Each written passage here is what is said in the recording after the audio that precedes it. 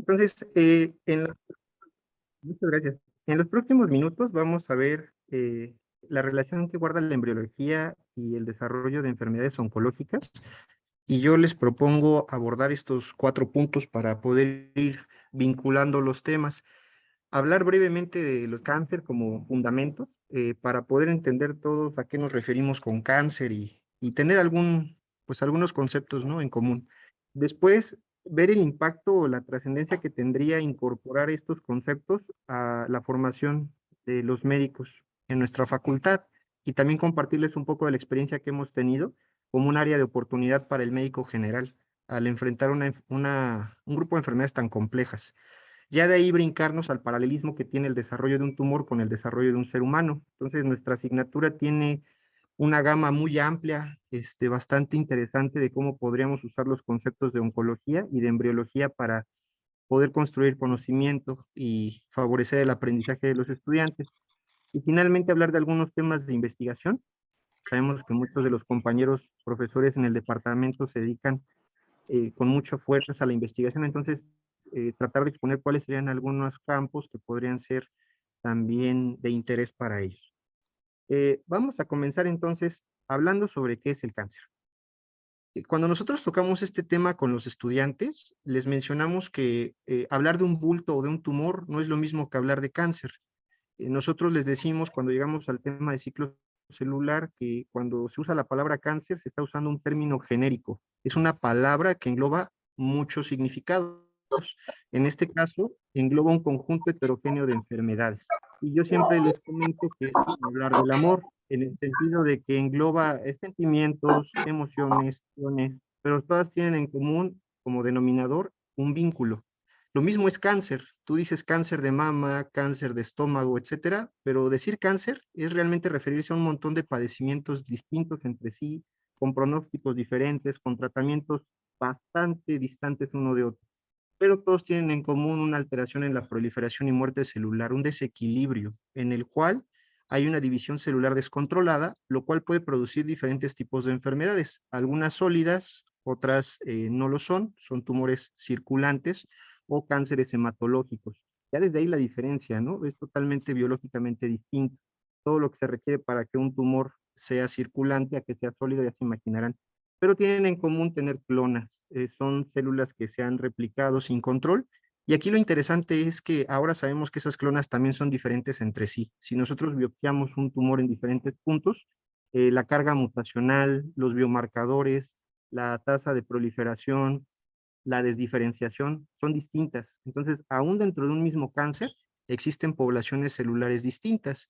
Por eso, cuando un paciente es atendido con quimioterapia o algún otro tratamiento sistémico, hay una respuesta inicial, pero las células troncales del propio cáncer pueden generar resistencia. Entonces, el tema de las resistencias oncológicas también es sumamente interesante y lo estaremos mencionando a lo largo de la charla. Entonces, no todo es cáncer. Nosotros podemos ver tumores sumamente agresivos a nivel local, pero eso no los considera o no hace que se denominan histopatológicamente cánceres. Para que este tumor, con toda la definición previa, pueda ser denominado cáncer, además de destruir a los tejidos adyacentes o contiguos, debe tener la capacidad de viajar o de diseminarse para poder realizar lo que se conoce como propagación metastásica. Y realmente la mayoría de los cánceres, salvo los que crecen en la cabeza y el cuello, o los cervicouterinos que obstruyen la vía urinaria o causan lesión renal obstructiva, pues causan la muerte realmente por la propagación metastásica. Y ese es un tema interesante porque justamente al hacer el paralelismo con el desarrollo, mencionaremos que estos tumores sólidos hacen una transición epitelio-mesenquimal, que es un concepto que en nuestra asignatura usamos muchísimo. A veces no lo expresamos como tal, pero bueno, nosotros vemos temas como gastrulación, como implantación, como toda la parte de diferenciación, donde una célula epitelial cambia su expresión de caderinas, incluso desde la propia formación del embrión en la segunda semana de desarrollo para formar la parte bilaminar. Todo eso está lleno de transiciones epitelio-mesenquimales y para la remodelación tisular, lo inverso, transiciones mesénquimo-epiteliales. Entonces, es algo que en nuestra asignatura vemos una y otra vez y estamos haciendo pues realmente la explicación de cómo se forman metástasis en los tumores sólidos, sobre todo en los adenocarcinomas. Y es algo que quisiera yo traer a colación un poco más adelante. Para cerrar esta parte, pues mencionar que el cáncer es una de las principales causas de muerte. Entre más desarrollado es una nación, pues el cáncer ocupa los primeros lugares como causa de muerte y esto va de la mano con la mayor esperanza de vida. En nuestro país, pues estamos en términos medios, digo, no somos el continente africano donde las diarreas y las infecciones son una de las principales causas de muerte, pero tampoco somos un país que tenga un índice de desarrollo humano considerado en el top, así que no es la primera causa de muerte, sino en nuestro caso es la tercera. El cáncer de pulmón tiene un papel sumamente importante, siempre lo mencionaremos. En esta gráfica podemos ver que aunque todos son cánceres, pues no tiene la misma frecuencia y el mismo pronóstico. Del lado izquierdo, profesores, ustedes pueden ver los cánceres de mama y cánceres de próstata. Los círculos más grandes y claros representan la incidencia y los más oscuros y pequeños la mortalidad. Podemos ver que los cánceres hormonosensibles, en su mayoría, como es la mama y la próstata, pues son muy frecuentes, pero afortunadamente la mayoría de los pacientes que lo padecen logran sobrevivir, sobre todo diagnosticados en etapas tempranas.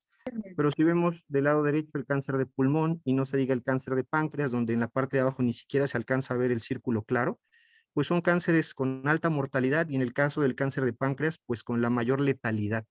Prácticamente todos los pacientes que se diagnostiquen en etapa avanzada fallecerán por la enfermedad.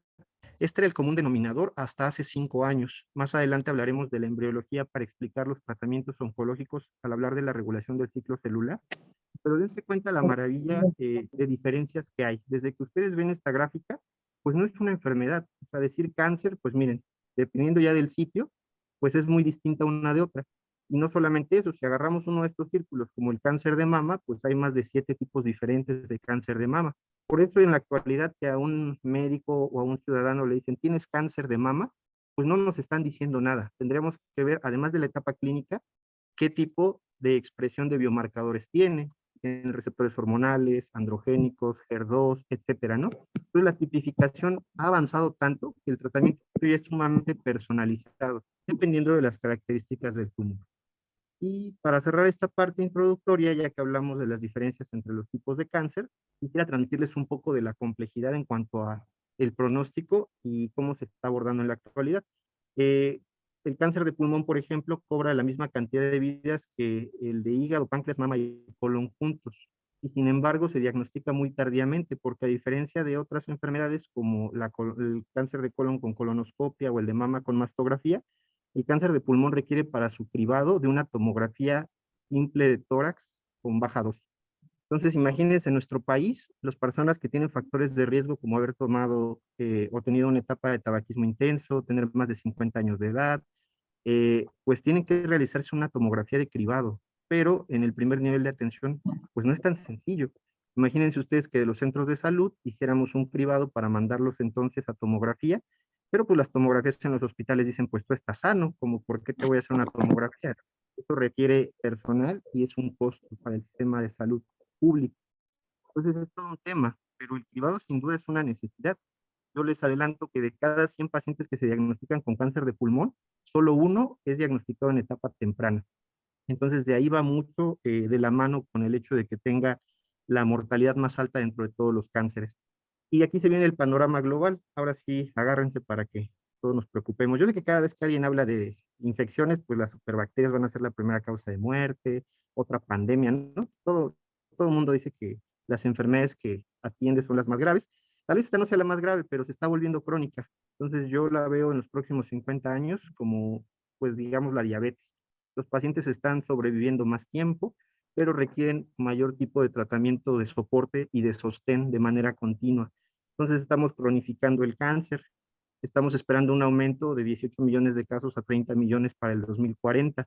Eso representa un incremento del 66%, por lo cual para la segunda parte de este siglo, 1 de cada 3 adultos o 1 de cada 2 recién nacidos padecerán cáncer en algún momento de su vida. Eso no significa necesariamente que se vayan a morir, al contrario, son pacientes que seguramente serán diagnosticados en etapas cada vez más tempranas y que pensarán o presentarán tumores metacrónicos, es decir, ya tuvieron cáncer de mama, sobreviven, pero ahora tendrán cáncer de ovario, sobrevivirán y tendrán cáncer cervicouterino, etcétera. Entre más edad tengan y más defectos en la reparación o tasa mutacional, pues más enfermedades van a estar presentando y ese es el futuro del cáncer. Por eso, para cerrar este punto, así como pasó con la diabetes, que ustedes recordarán que a inicios de los 90 querías que un endocrinólogo, diabetólogo te tratara, pero con la gran carga de pacientes dijeron, bueno, mejor el internista, no, el médico general, no, hay que capacitar enfermería. No, la clave es el autocuidado. Algo similar va a pasar con el cáncer. Los oncólogos no alcanzan y entonces todos tenemos que empezar a conocer de estos temas y fortalecer toda la parte formativa de nuestros estudiantes. Un incremento del 53% en tratamientos sistémicos es lo estimado. Imagínense también la carga de costos para el sistema de salud. Y el tema es que, aunque están aumentando los casos, están mejorando los pronósticos. Hay mayor prevalencia y cronicidad, sobre todo en Europa. Si ustedes leen la casuística de cáncer de próstata en Europa, la mortalidad se está acercando a ser prácticamente del 1%. Esa no es nuestra realidad. El cáncer de próstata cobra muchísimas vidas en México porque tenemos un área de oportunidad en el cribado. La población no se quiere hacer tacto de próstata y el acceso a biomarcadores y sistemas de referencia está con un área muy, muy grande de oportunidad, pero en los países donde ya se han implementado, ahora por el contrario tienen el dilema de si seguir cribando o no, a qué edad debes de cribar, porque muchos pacientes están sobretratando, imagínense. Esa es la realidad y pues depende de dónde nazcas. Si te da cáncer de próstata no es lo mismo estar en Australia, donde a los 5 años casi el 90% de los pacientes que lo tienen están vivos, comparado con Uganda, ¿no? Menos de la mitad de ese pronóstico tienen las personas que nacen ahí, lo mismo para otros tumores malignos. Esto refleja mucho la disparidad y los accesos al sistema de salud. Incluso en un solo país hay diferencias entre latinos y afrodescendientes, con personas caucásicas u originarias que tienen acceso al sistema de salud con acceso a todos los medicamentos innovadores. Esa es la realidad del cáncer. Por lo tanto, para cerrar esta primera parte, yo creo que como grupo de profesores podríamos concluir que el cáncer es una enfermedad compleja, afecta el cuerpo, la mente, el espíritu, la economía, el entorno social de las personas, y por eso es un tema importante. Creo que en la formación de todo el personal de salud debería de haber este tipo de conocimientos y sobre todo de tratar de hacer paralelismos con las asignaturas. Vamos a ver por qué en la siguiente parte. Hablemos del cáncer en la medicina general, específicamente en nuestro país. Hace poco pudimos participar en una intervención que se desarrolló de manera interinstitucional, fue encabezada por el Tecnológico de Monterrey, e hicimos un estudio de intervención primero para hacer un diagnóstico de cuál era el grado de satisfacción de los médicos recién egresados en cuanto a sus conocimientos de oncología y posteriormente realizar una intervención para desarrollar una herramienta digital que permitiera fortalecerlos. Sin extendernos mucho en esta parte, sabemos que más del 80% de las escuelas de medicina en nuestro país no tienen a la oncología como una asignatura en su plan curricular. Esto es indispensable de atender porque pues ya vieron que los números hablan por sí mismos, es un problema de salud pública, pero veamos qué tan preparados estamos para ello. Cuando se hizo el diagnóstico situacional, ya vimos que el cáncer es una enfermedad o un conjunto de enfermedades compleja que representa la cuarta causa de muerte en nuestro país. Cuando hacemos el recuento de personas especialistas en la oncología, sean médicos, quirúrgicos o radiooncólogos, hay menos de una de ellas por cada 100 habitantes. Eso es un déficit bastante importante. Pero no solamente eso, en algunos estudios que se han hecho, se habían hecho hasta ese momento de la investigación por otros grupos de trabajo, encuestas o algunas, digamos, entrevistas aisladas a personal de salud recién egresado, donde se detectaba que había deficiencia, que había una autopercepción de poca capacidad de atender a un paciente oncológico. Los comentarios más frecuentes era que cuando veían farmacología, pues realmente no explicaban a detalle cómo funcionaban los antineoplásicos. De hecho, el médico general pues sale sabiendo de los antibióticos, etcétera, pero si tú le preguntas cómo funcionan los antineoplásicos, es un área grande de oportunidad. Y lo mismo en otras, no solamente en farmacología, ¿no? Pasaba mucho con la exploración física o el uso de analgésicos. De ahí que los cuidados paliativos ahora sean parte de lo que define la Organización Mundial de la Salud como la atención primaria de salud. Hay que saber controlar el dolor en el paciente con dolor crónico. Y el cuarto es que un paciente, y esto es alarmante, visita entre 7 y 8 médicos antes de ser diagnosticado correctamente con cáncer. Entonces, si uno padece esa enfermedad, pues le dicen a uno que es una inflamación, una infección, cambios hormonales, gastritis, todos los tumores digestivos y el cáncer de ovario generalmente se confunden con trastornos funcionales del sistema digestivo. Entonces, la media es esa, con datos del Instituto Nacional de Cancerología. 7 a 8 médicos generales te tienen que revisar para que alguno pida una tomografía o una endoscopia o algún estudio de gabinete que finalmente termina arrojando que es un tumor, pero esto es un retraso en el tratamiento. Y una vez teniendo ese diagnóstico, todavía viene la otra barrera de acceso, que es poder tener atención especializada. Se hizo entonces una investigación con estas características, con los objetivos de realizar el diagnóstico sobre la autopercepción e implementar la herramienta digital. Se diseñó, validó y aplicó un instrumento. Primero fue piloto con médicos del Seguro Social y también de la Secretaría de Salud, y luego se desarrolló un curso en línea en Canvas, evaluando la adquisición de conocimientos. Participaron personas de México y de algunos otros países de América Latina, y dentro del programa de estudios de la universidad, pues vimos que gran porcentaje de ellos no tenía la materia de oncología, y un porcentaje importante, casi la tercera parte, tenía un grado de satisfacción que no se consideraba adecuado. Aquí viene nada más la distribución de los participantes inscritos por región. Se hizo una nube de palabras cuando se les hizo una encuesta abierta para ver cuáles eran los temas que como médico general debían de tener más entrenamiento, y pues estaba la prevención, el diagnóstico oportuno. Y esto es muy interesante. A los participantes se les mencionaba cuál era el nivel de conocimiento que tenían desde su autopercepción respecto a las disciplinas que integran los programas curriculares de sus respectivas universidades, y pues el que destacó por ser el conocimiento más bajo fue el referido con el paciente oncológico.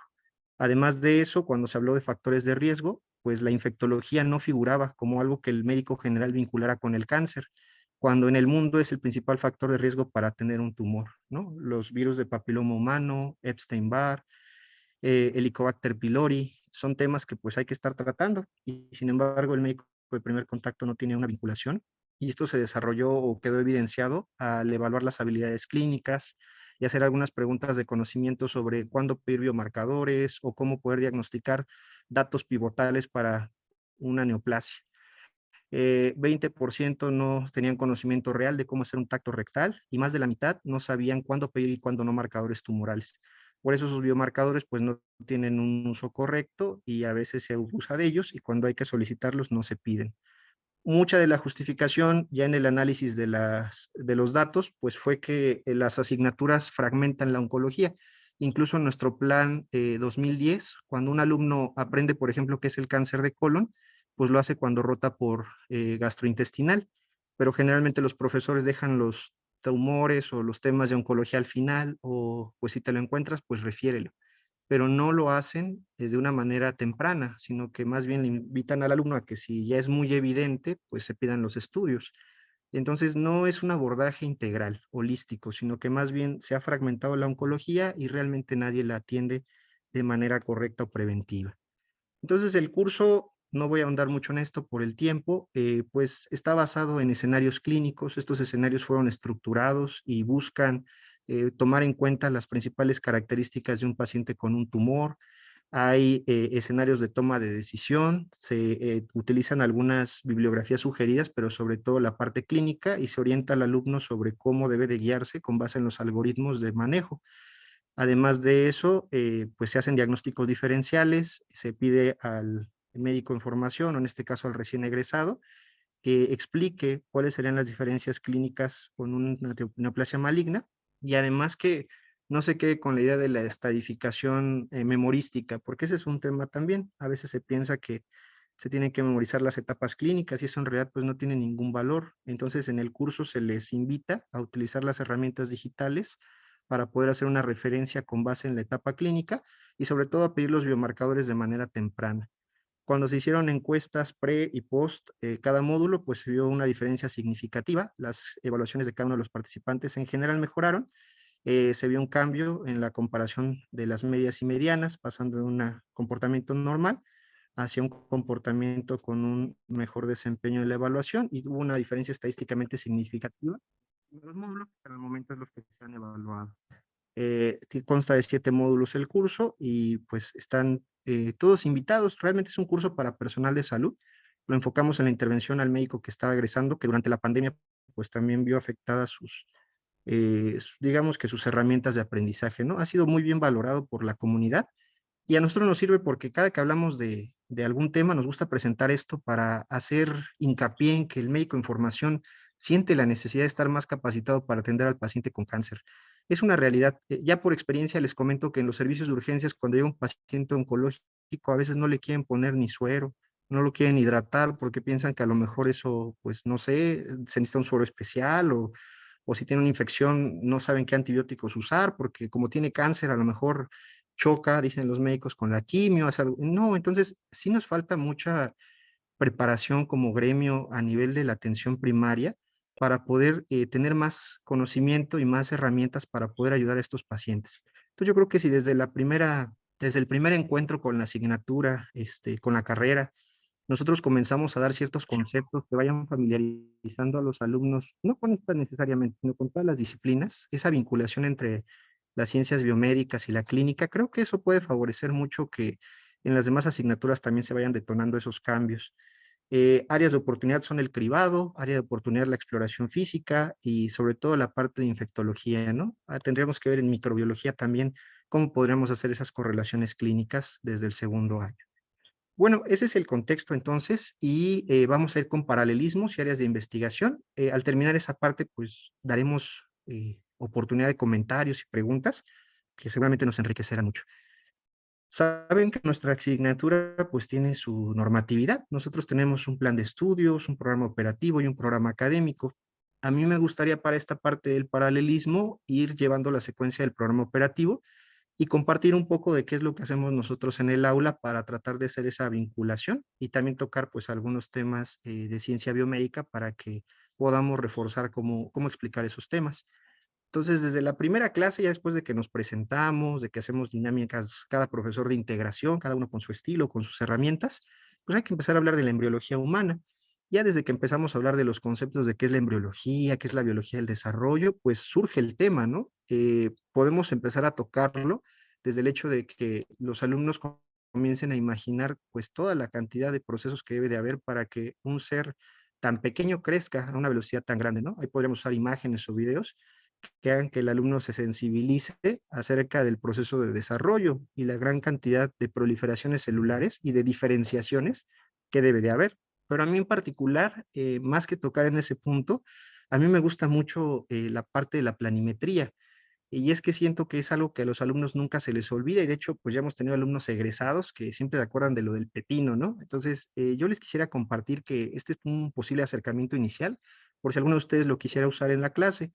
Cuando acabamos la parte conceptual y vamos a ver planos corporales, siempre le digo a los alumnos con esta imagen que imaginen cómo se ve este pepino partido a la mitad. Y les digo, levante la mano quienes imaginaron este pepino así, la verdad la levanta como un 40%, ¿no? La mayoría piensan que se ve así. Pero eso es padre porque ellos empiezan a darse cuenta que cuando tú dices un concepto, pues no necesariamente todos imaginan lo mismo. Después de eso viene la parte teórica de qué son los planos corporales, cuáles existen, la diferencia que hay entre los del adulto y los que están en la vida intrauterina. Y a propósito de eso ponemos esta imagen. Entonces colocamos esta imagen y esta imagen pues no tiene nada que ver directamente con lo que acabamos de explicar, pero ellos acaban de entender la planimetría, acaban de entender que generalmente usamos la posición anatómica y que en los estudios de imagen pues va a ser lo mismo. Entonces yo siempre les comento que imaginen que esta es una persona que está acostada, la cabeza estaría hacia atrás, los pies cercanos, y entonces les pregunto a ellos usando el señalador, ¿qué es esto? Y les señalo esta parte de la imagen, les digo, ¿esto sería derecho o izquierdo? Entonces ellos se quedan callados y luego les digo, para definir eso tendremos que saber primero qué tipo de plano corporal estamos evaluando, con qué tipo de corte.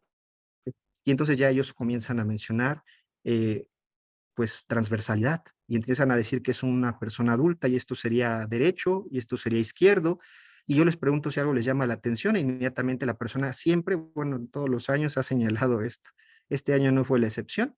Entonces el alumno de este año pues mencionó que esto le llamaba la atención porque pues era diferente a lo del otro lado y entonces acuñamos que esto pues es un tumor, es una lesión metastásica en un cáncer y está cerca de lo que él asume el alumno un corazón. Entonces es algo bonito que entusiasma mucho al alumno porque aunque este ejemplo es simple, lo que yo quiero transmitir es que podemos utilizar esta vinculación y sobre todo luego viene la parte humana. Yo les dije, ustedes están en su primer día de medicina o segundo, y sin embargo ya pudieron identificar dónde hay un problema de salud.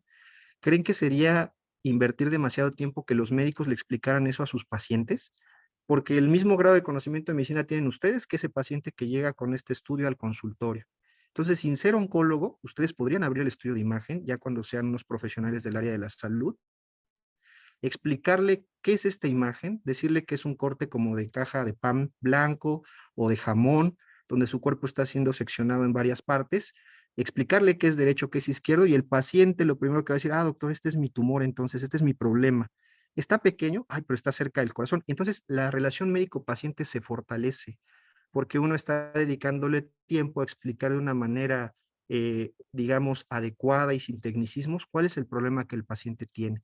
Cosas como estas son las que nos gustaría a nosotros incentivar.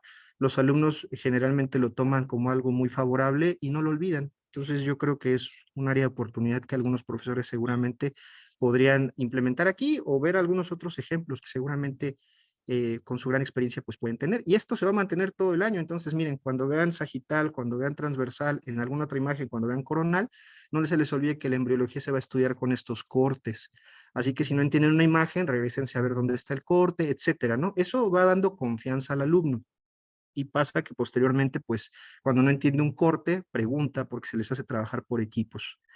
Avanzando en el curso, si hablamos de generalidades de la expresión génica, este es un tema pues precioso. Como ustedes saben, profesores, pues aquí tenemos la oportunidad de hablar mucho de cómo funcionamos y darle paso a los temas posteriores de mitosis, meiosis, etcétera. Pero siempre nuestra sugerencia pues es comenzar hablando un poco de nucleótidos. Como saben, la parte molecular a veces a los alumnos pues no la traen tan fuerte el bachillerato. Personalmente creo que es importante recalcar qué es un nucleótido, recordarle un poco de las bases nitrogenadas, cómo hay complementariedad entre ellas, para que después haya una maquinaria tanto de transcripción como de replicación, todo lo que ustedes ya bien conocen. Y aquí viene el concepto de gen. Entonces, hablar de gen y hablar de cáncer, pues ya es un tema que también se puede dar para enriquecer clínicamente las sesiones.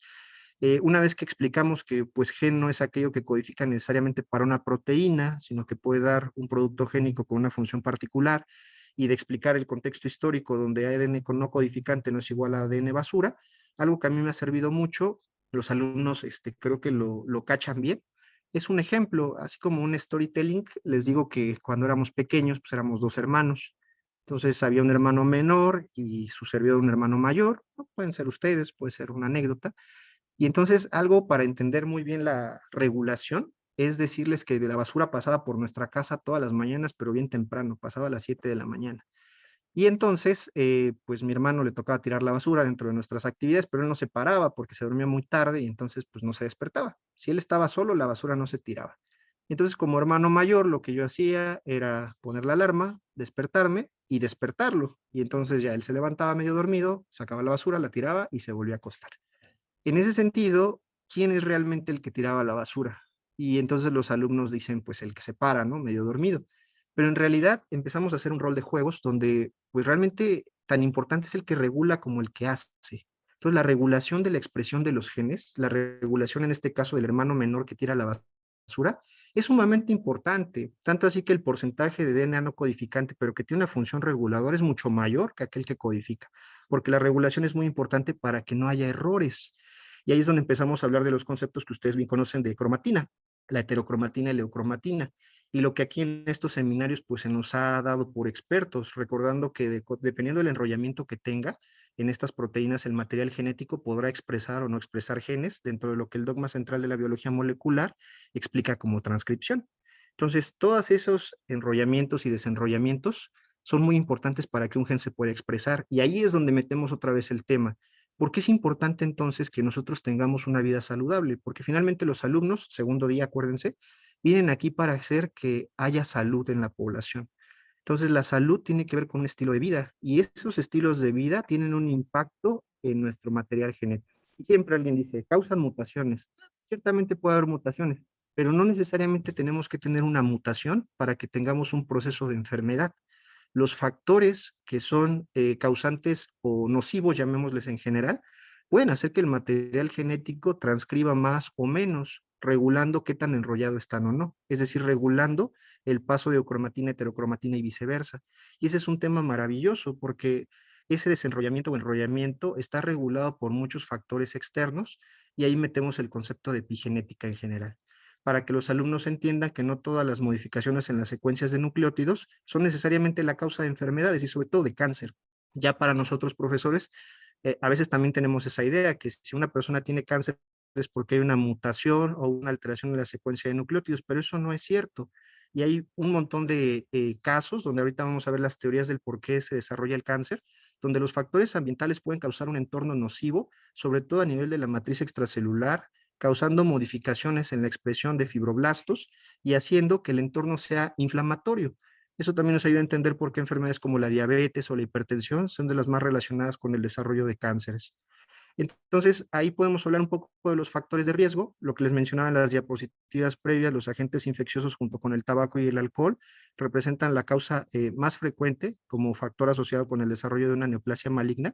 Y actualmente las organizaciones internacionales tienen más de 120 carcinógenos considerados, muchos de ellos en las sustancias de uso comercial y común, tanto ambiental como de uso alimenticio.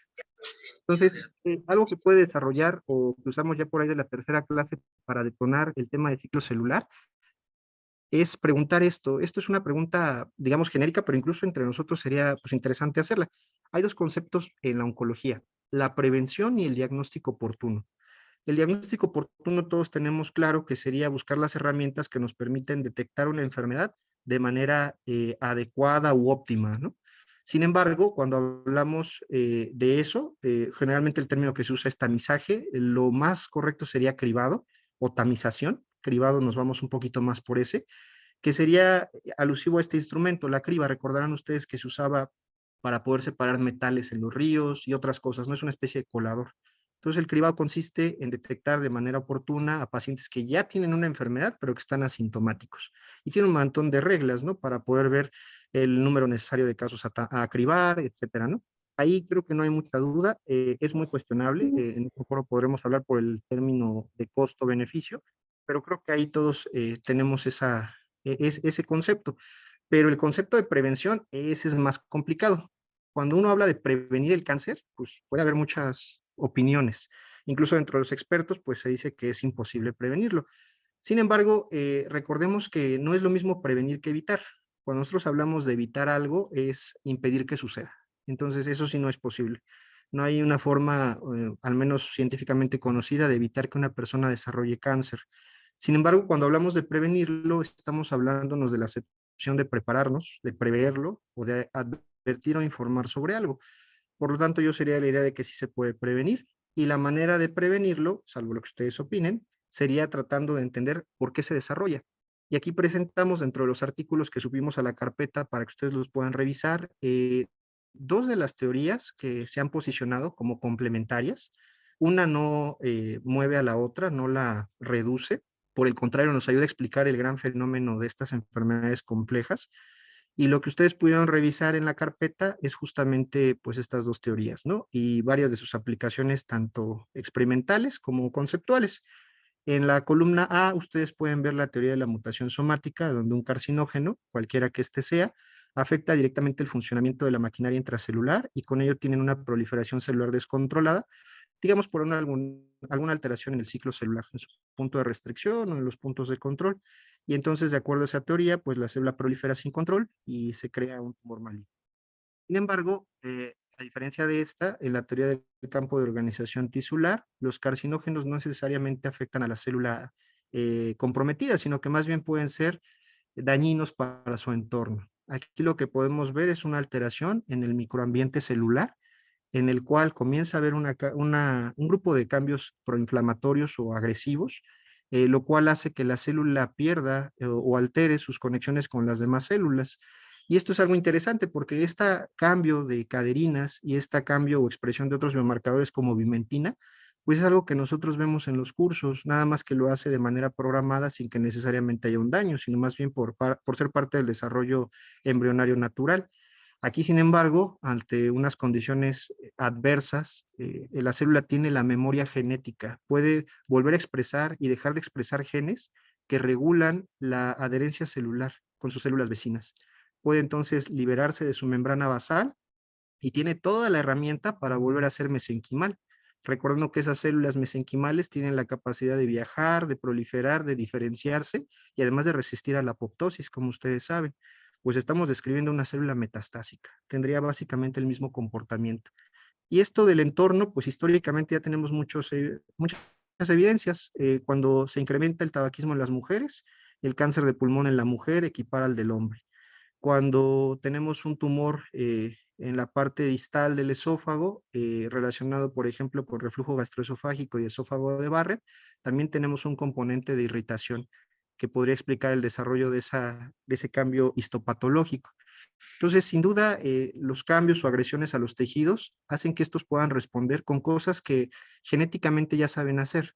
Nuestras células, pues, saben cómo poder despegarse, por así decirlo, del resto, volverse mesenquimales en su comportamiento, proliferar, migrar, resistir la apoptosis y anidarse. Que ahorita vamos a ver todo lo que implica poder metastatizar y poder llegar a un sitio distinto para poder desarrollarse. Y esto se parece mucho al desarrollo embrionario y fetal. Entonces, durante todo el primer bloque, cuando nosotros vemos la embriología general, vemos en muchas ocasiones este procedimiento donde dentro de los movimientos morfogenéticos, una célula cambia su comportamiento y tiene la capacidad de migrar. Dicho sea de paso, durante la gastrulación, durante el paso a través de la línea uestria primitiva para formar el embrión trilaminar, pues lo que estamos viendo es una transición epitelio-mesenquimal. También hubo cambio en la expresión de caderinas y estas células pues están haciendo exactamente lo mismo que haría un tumor al volverse metastásico. Las células normales tienen esta polaridad. Algo importante de esa polaridad es que es soportada por las E-caderinas que permiten la adhesión del tejido epitelial y están unidas al citoesqueleto. Entonces, ustedes saben que va a haber cambios citoesqueléticos bastante importantes y lo que vamos a tener es la formación de células mesenquimales. Este fenómeno ha sido estudiado desde hace muchos años. De hecho, la literatura pues ha ahondado en ello y parte de los artículos que les transmitimos es buscar en cuáles de los temas de la asignatura podrían verse estos cambios. Realmente desde que nosotros vemos, por ejemplo, todo el tema de las crestas neurales y cuando vemos las crestas troncoconales o toda la parte de diferenciación de cabeza y cuello o de corazón, pues lo que estamos viendo son células con esa capacidad de migrar y proliferar y diferenciarse. Entonces, es un tema bastante recurrente en la asignatura, esta transición, y además algo interesante ya para los que gustan de la investigación es que es bidireccional. Así como puedes convertir células epiteliales en mesenquimales, también se pueden convertir mesenquimales en epiteliales una vez que estas células llegan a su destino para cumplir su función. Para ello se han descrito, varios factores de transcripción. Algunos de ellos ya vienen en nuestros libros de embriología. Se hace mucha alusión sobre todo a las caderinas. Y aquí queremos mencionar con énfasis a la vimentina y fibronectina, que son biomarcadores histopatológicos, sobre todo de tumores mesenquimales, de los sarcomas, que mencionaremos un poquito más adelante. Las diferencias entre las células epiteliales y mesenquimales ya las conocemos, las hemos estado mencionando, pero lo interesante, y esas son líneas pues que apenas están explorando, sería cómo podríamos utilizar estos conocimientos para hacer modelos de investigación. A mí me interesó mucho compartir un libro que también está ahí en la carpeta acerca de cómo se podrían hacer investigaciones sobre transición epitelio-mesenquimal mediante modelos in vitro. Y bueno, ahí la experiencia de nuestros profesores sin duda podría ser algo interesante por si se quisiera explorar la manera en que el departamento podría hacer algo de esto, o ya lo haga, y un servidor lo desconozca. Entonces, ahorita al terminar me gustaría pues mucho conocer su realimentación y saber cuáles son sus perspectivas sobre este punto de la transición epitelio-mesenquimal que está presente durante todo el bloque de la embriología general. Y mencionar también que este fenómeno pues no es exclusivo del desarrollo embrionario ni tampoco del cáncer. ¿Dónde más hemos visto esto de que las células pueden perder conexiones, cambiar, diferenciarse y migrar? En la reparación de heridas, en la cicatrización, en la respuesta a quemaduras, por ejemplo. De tal manera que esta transformación se puede ver ciertamente en el cáncer, pero también en el desarrollo embrionario. Y aquí dejamos algunas tablas, ahorita por tiempo, pero están en su bibliografía, de algunos biomarcadores que podrían ser estudiados para diferentes transiciones epitelio-mesenquimales en diferentes entornos. Todo ello para lograr la migración. Dentro de lo que compete a la migración, en la circulación las células tumorales tienden a agregarse en grupos debido a las adherencias homotípicas y heterotípicas. Y algo muy interesante es cómo se logra que las células lleguen a un destino y no perezcan. Antes se pensaba que tenía que ver con el drenaje linfático de los tumores, es decir, por ejemplo, ¿por qué los sarcomas metastatizan a los pulmones? ¿Por qué no tienden a pasar por ganglios linfáticos o tienden a depositarse en vísceras? Lo que se sabe ahora es que existen patrones de expresión que son ligandos de moléculas de adhesión y de receptores de citocinas. Y hay varias teorías, todavía no se ha llegado a alguna definitiva, pero el mecanismo de semilla y suelo, menciona que desde que la célula va a comenzar a metastatizar, el tumor prepara a distancia su anidamiento mediante exosomas. Estas vesículas se desprenden de las células tumorales y expresan moléculas superficiales que interactúan con el tejido que se va a anidar. Por ahí hay un tema muy interesante que señala que estas capas embrionarias o estos órganos tendrían la misma capa embrionaria para poder reconocerla y metastatizar ahí. Y el ejemplo clásico de ese modelo de migración y anidamiento son los sarcomas precisamente. Entonces sería algo muy interesante poder evaluar si los tejidos son más susceptibles a recibir células metastásicas, si compartieron en algún momento ciertos patrones moleculares o de expresión génica por compartir la capa embrionaria. Ahí tendríamos también nosotros que pues hacer ese análisis y ver si podremos plantear algún modelo. Hacer una revisión primero, ¿verdad? Entonces, la transición epitelio-mesenquimal, de acuerdo a varias clasificaciones, pues se puede dividir en 3 o 4 tipos. La más aceptada es la de 3 tipos, donde el desarrollo embrionario sería la transición epitelio-mesenquimal tipo 1, la cicatrización de heridas, la inflamación, las quemaduras sería la tipo 2, y la transición epitelio-mesenquimal que se desarrolla en el cáncer para la propagación metastásica es la tipo 3. Estos autores han propuesto estas clasificaciones desde hace algunos años por el paralelismo que existe entre el desarrollo embrionario y la formación del metástasis. De esa forma creo que podríamos también nosotros enriquecer nuestros temas de transición epitelio-mesenquimal. Por lo menos creo utilizar esas palabras. Esto es una transición epitelio-mesenquimal, es un proceso del desarrollo, se ve en múltiples temas de la asignatura y es un tema importante porque es una línea de investigación que explica por qué las células sanas ante un entorno agresivo con enfermedades del estilo de vida o factores, perdón, del estilo de vida que pueden alterar el proceso de salud, podrían condicionar un tumor maligno con la capacidad de propagarse a distancia. Finalmente, para esta segunda semana, donde ya vemos las fases del ciclo celular y su regulación, pues aquí podemos poner algunas imágenes donde pues vemos una replicación mitótica y aquí pues hay que explicar, digo, tal vez no en nuestra asignatura, pero sí valdría la pena mencionar que muchos de los fármacos que se han desarrollado para tratar el cáncer dependen del conocimiento del ciclo celular. Es decir, el ciclo celular es ese proceso o esa serie de procesos ordenados y regulados, pero también es importante que los recuerden porque así es como se atienden estas enfermedades complejas. Los medicamentos oncológicos pueden ser fase específicos. Por ejemplo, si ya explicamos la fase M y ya vimos cómo se ensambla el uso mitótico, cómo están los microtúbulos, etcétera, pues sin entrar en detalles farmacológicos, decir, y entonces, ¿cómo se les ocurriría a ustedes que podríamos evitar que una célula maligna o un cáncer se dividiera? Y entonces siempre alguien llega a la conclusión de que si esos microtúbulos, que son, digamos, el andamiaje que usan los cromosomas a través del cinetoporo para poder anclarse y migrar, tuviera una desestabilización, pues entonces ahí podríamos frenar el ciclo celular y entonces el punto de control que está entre metafase y anafase detendría el ciclo. Entonces ellos ya tienen una aplicación y dicen, entonces un medicamento oncológico que desestabilizara ese microtúbulo haría que ese punto de control, con todo lo que implica las fuesinas, ¿no? La ruptura, bueno, todo el papel de securina y separasa, entonces ya le dan una aplicación, ya no solamente la teoría. Entonces le enseñas algunas fotos de cómo esos medicamentos entorpecen la separación de las cromátidas hermanas, impiden que se degraden las proteínas. Entonces ya tienes un ejemplo. Lamentablemente ese ejemplo muchas veces en farmacología no se ve, porque nosotros hemos podido detectar eso. Cuando vemos antineoplásicos, pues una tabla, funcionan así, pero todos los nombres se parecen, todos son alcaloides de la vinca, empiezan con VIN, o son taxanos, terminan en taxel, y entonces todo se queda como en un juego de palabras, donde ellos memorizan tablas y creen entender el mecanismo de acción de los fármacos. Como no los vuelven a ver durante la carrera, pues ya para cuando acabaron ya nadie sabe qué hace la vincristina. Entonces nosotros los sensibilizamos a que el ciclo celular no solamente es aprenderse las fases y la regulación de lo que hacen, sino que también son puntos para el tratamiento de enfermedades que posteriormente aprenderán. Eso le puede dar un significado también diferente al tema del ciclo celular. Ahora, para nosotros como profesores, como contexto, los tratamientos oncológicos están en su apogeo. Yo creo que de aquí en adelante, pues 10 o 20 medicamentos nuevos por año. Actualmente estamos con terapias dirigidas o terapias blanco y con inmunoterapia saliendo, pues digamos, al por mayor. Haciendo un paréntesis para detenernos un poquito, por ejemplo, en el Instituto Nacional de Cancerología, como una anécdota, todos los médicos tratantes, los adscritos, toman clase junto con los residentes. Eso es algo valioso porque el conocimiento cambia tan rápido, los medicamentos son tan nuevos, que alguien que egresa de la especialidad y dejara de leer o dejara de ejercer 2, 3 años, pues prácticamente ya no estaría al día con los tratamientos y los esquemas que usa, pues ya no serían los adecuados. Entonces, eso solo lo comento para puntualizar que es vertiginoso.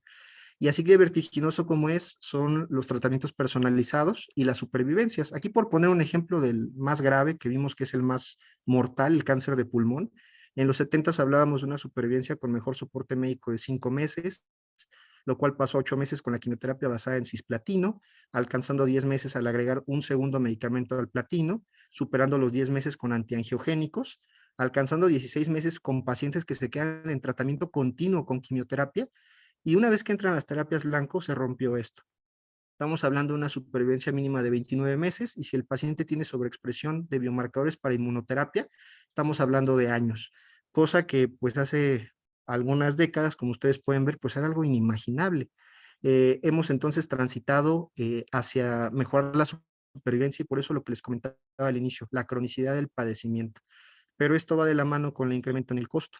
Entonces, así como los tratamientos están surgiendo, son impagables. Estamos hablando de 80,000, 140,000 pesos por mes, que pues la gran mayoría de nuestros pacientes no tienen esos recursos. Entonces, también el tema de farmacoeconomía es necesario. Yo le digo a los alumnos, digo, qué bueno que todos quieran ser clínicos, pero si de aquí salen farmacoeconomistas, si de aquí sale gente que esté interesada en la gestión de los recursos en economía, gente que esté capacitada para la administración pública en salud. Entonces, hay que abrirles el panorama a los estudiantes. Todos quieren hacer una especialidad, dicen, pero yo creo que es el propio sistema en buena parte la que los pone a competir para que ellos elijan ser un buen especialista. Creo que hace falta mucho más que clínicos y creo que nuestra facultad tiene calidad suficiente para formarlos y motivarlos a seguir esas líneas. Entonces, ¿cómo podemos hablar de las terapias o qué me gustaría compartirles a ustedes para las aulas? Pues todos hablamos siempre de la quiescencia, de las etapas del ciclo celular. Yo particularmente creo que como es un tema algo complejo, y bueno, hay expertos aquí en el grupo de profesores que este tema lo dominan con gran maestría, a nivel del pregrado, yo creo que es importante que ellos puedan separar en su mente las proteínas que favorecen y que no favorecen la progresión del ciclo celular. Normalmente lo que nosotros hacemos es representar de esta manera como teatral a esos agentes. Eso les ayuda un poquito a entender que por un lado están los complejos CDK-ciclina, con números y letras respectivamente, y por otro están las proteínas que inhiben a esas sinasas dependientes de ciclina. Aquí está el guardián del genoma, desde ahí se los presentamos como el P53 y les decimos que hay una sinasa tan fuerte, tan importante en los puntos de restricción, que hasta tiene su grupo de inhibidoras específicamente para ellas. Y ahí hablamos de la familia INK4 con P15, 16, 18 y 19. Después de mencionarles eso, les explicamos que tienen que estar unidos los complejos, bueno, vaya, CDK y ciclinas para formar complejos activos, y luego viene pues lo que todos ustedes saben, la importancia de que P16 mantenga separados a CDK4 y ciclina D, porque si este P16 permite la unión de ese complejo, entonces hay una fosforilación de la proteína RB y con ello el factor de transcripción E2F pues queda libre para poder ir a transcribir otra CDK y otra ciclina que son importantes para la progresión del ciclo. Entonces todo esto pues nosotros como profesores de una u otra forma lo transmitimos, el alumno lo asume y aquí lo que podríamos decirles es que este punto es sumamente importante, como todos los del ciclo. A lo mejor no nos detenemos tanto porque pues todos sabemos que puntos de control surgen cada año y no necesariamente son los que tradicionalmente explicamos. ¿Se acuerdan? Bueno, yo cuando era estudiante decían que había un punto en G1, que había un punto en G2, que había un tercer punto en M y un punto de restricción, pero pues los autores de los libros son diferentes, incluso en la bibliografía básica y en la complementaria, y más que ponerles punto como primero, segundo, tercero, nuestra sugerencia es decir el punto de control de G1 o el punto de control al final de G2. Entonces, no enumerarlos para que no haya confusiones y sobre todo por la gran diversidad de bibliografía que hay al respecto. Pero al tocar este punto sí valdría la pena mencionar el papel que tienen estas proteínas.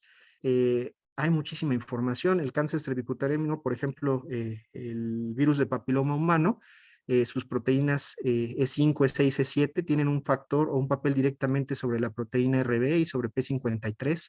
Entonces hay mucha correlación que podríamos tomar, pero a mí particularmente me gusta enfocarlo a la parte de tratamiento, que es esto que estamos tratando ahorita.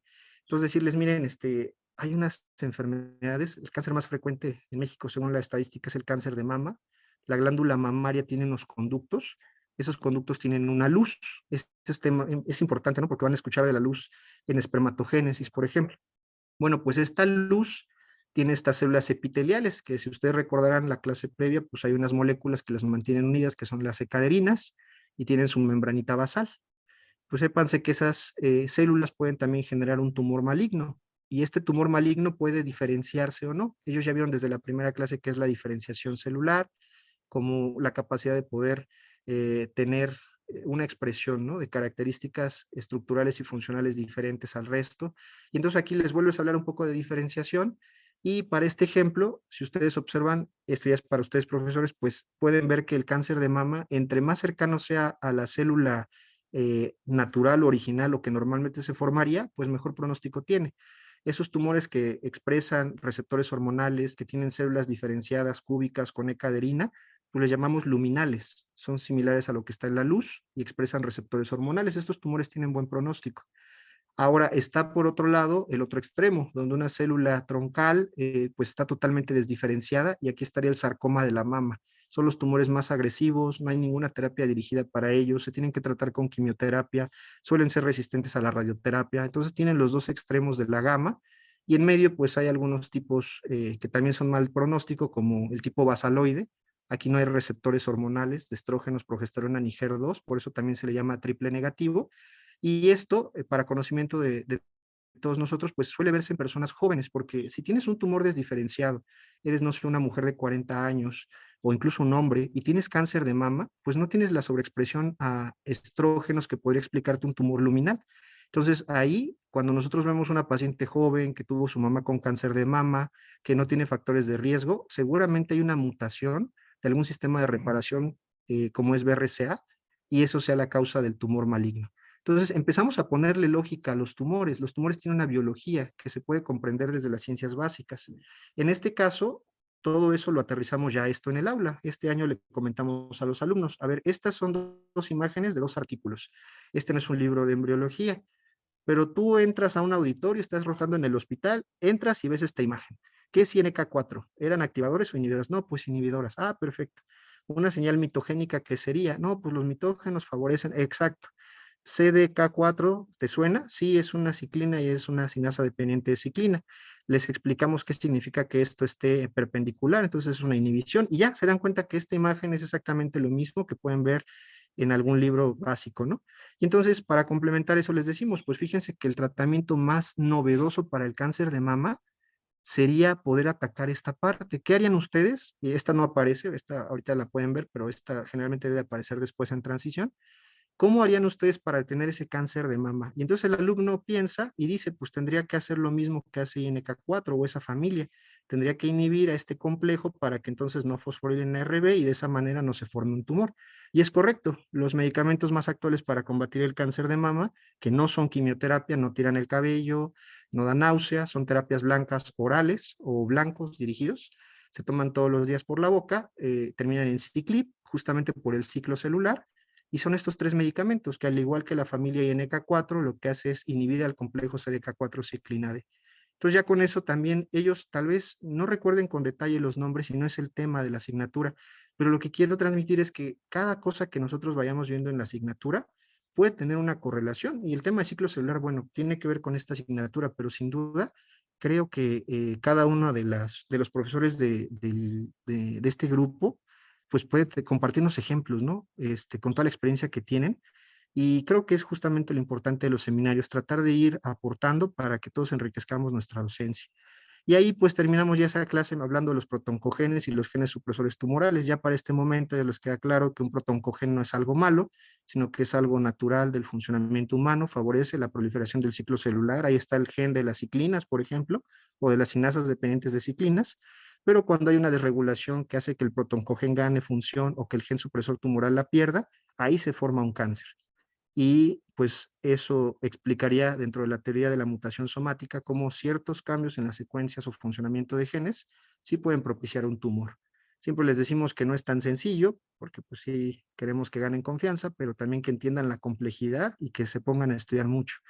Y dentro de las áreas de investigación, para no abusar de su tiempo, ver la parte de comentarios y preguntas, pues hay varios temas que se podrían indagar. Nosotros compartimos brevemente esta investigación que hicimos en cancerología, sobre el uso de biomarcadores. Hay muchos biomarcadores que se podrían utilizar y muchos tienen que ver con el desarrollo. A colación traemos hoy la proteína epididimal humana 4, que parece ser tener un papel importante en la maduración espermática y también en la maduración pulmonar. Y nosotros lo postulamos como un biomarcador pronóstico durante la quimioterapia neoadyuvante en el cáncer de ovario. El cáncer de ovario es fascinante, realmente creo que es bastante apasionante y es un problema de salud impresionante. ¿Eh? Es la segunda neoplasia ginecológica más frecuente, pero es la más letal en todo el mundo. Su diagnóstico es sumamente tardío por lo inespecífico de los síntomas, generalmente hasta que uno ya tiene como mujer ascitis o un tumor metastásico a hígado, comienza la sintomatología, que generalmente suele ser vista, como mencionábamos hace rato, por 7 u 8 médicos, mencionando que es dispepsia, gastritis, estreñimiento, síndrome de intestino irritable y todo lo que podamos imaginar. Para este problema no hay un cribado, entonces no hay una herramienta que te permita hacer un diagnóstico oportuno. Más bien el diagnóstico tiene que ser temprano. Tan pronto exista la sospecha, con los síntomas como pérdida de peso, disminución del apetito, aumento del perímetro abdominal. Pero lo que les decía, ya para entonces, para esos síntomas, pues ya va a haber enfermedad posiblemente avanzada. Entonces tendríamos que ir un paso atrás y ver cuáles serían los factores heredofamiliares que podrían tener un papel, aunque lamentablemente solamente 15 a 20% de los cánceres tengan ese componente. Nuestro estudio se enfocó en pacientes con etapas avanzadas. Generalmente estas pacientes, como ustedes imaginarán, pues tienen una menor supervivencia. Fue el grupo que nos interesó estudiar. Dentro de todo el cáncer de ovario, lo que les decía, es una sola enfermedad aquí, cáncer de ovario, pero pues lo hay epitelial, germinal del estroma y tumores que vienen de otros sitios, sobre todo gástricos o del tubo digestivo para la enfermedad de Krukenberg. Y nos enfocamos en el epitelial, que es el más frecuente. Dentro de eso, la biología de los tumores también, digo, ahorita por tiempo, pero pues es muy interesante, ¿no? ¿Por qué te puede dar un cáncer epitelial y no un germinal? Los tumores germinales, pues, se originan justamente de esas células de la estirpe germinal, tanto en el testículo como en el ovario, pero no son la única fuente de cáncer. De hecho, dentro de los tumores testiculares, por ejemplo, pues te puede dar cáncer en las células de Leydig o de Sertoli. Entonces, son sitios, cualquiera de estas células de soporte también o sus tentaculares o productoras de testosterona también pueden desarrollar un tumor. Pero lo que sí se está evidenciando cada vez más es que hay una correlación entre el desarrollo de los órganos y la forma en la que se expresa el cáncer. El ejemplo más claro es el cáncer de colon, aunque ahorita estoy hablando de ovario, me quiero salir tanto por la relevancia. Nosotros sabemos que colon tiene dos orígenes en cuanto al intestino primitivo, uno medio y uno posterior. Aquí lo relevante es que el cáncer colorectal izquierdo y el cáncer colorectal derecho tienen un abismo de diferencia. O sea, son en cuanto a biomarcadores distintos, la microbiota diferente, la respuesta a inmunoterapia abismalmente distinta. Es como si realmente fuera otro órgano. Entonces ahora hay quien se dedica a tratar colon izquierdo, colon derecho, pero hasta los algoritmos ya te traen el dibujo del desarrollo embrionario. Entonces una pregunta interesante por todo lo que está sucediendo es, ¿qué diferencias habría en el desarrollo embrionario entre el intestino medio o el posterior? Más allá de que históricamente se haya señalado un punto como límite. Ya ven que siempre les decimos a los alumnos de esto deriva de acá, esto deriva de acá, pero sumamente enriquecedor meternos más a detalle. Estamos revisando los artículos para ver cuáles son todas las diferencias que marcan la expresión de biomarcadores. ¿Por qué hay inestabilidad microsatelital de un lado y del otro no? ¿Por qué cambia tanto la microbiota? ¿No? Tiene que ver mucho con la fisiología del propio colon, la absorción de agua, etcétera, sí, pero parece que hay más en juego. Entonces sería muy interesante que pudiéramos analizar también nosotros esos cambios estructurales que se traducen en patologías al momento de explicar el desarrollo de un aparato o sistema.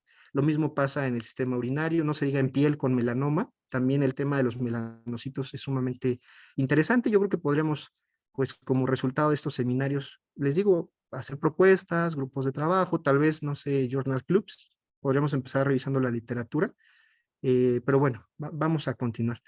Y entonces lo que hicimos nosotros fue revisar dentro de los abordajes de las pacientes con cáncer de ovario solamente aquel grupo que era candidato a citorreducción de intervalo.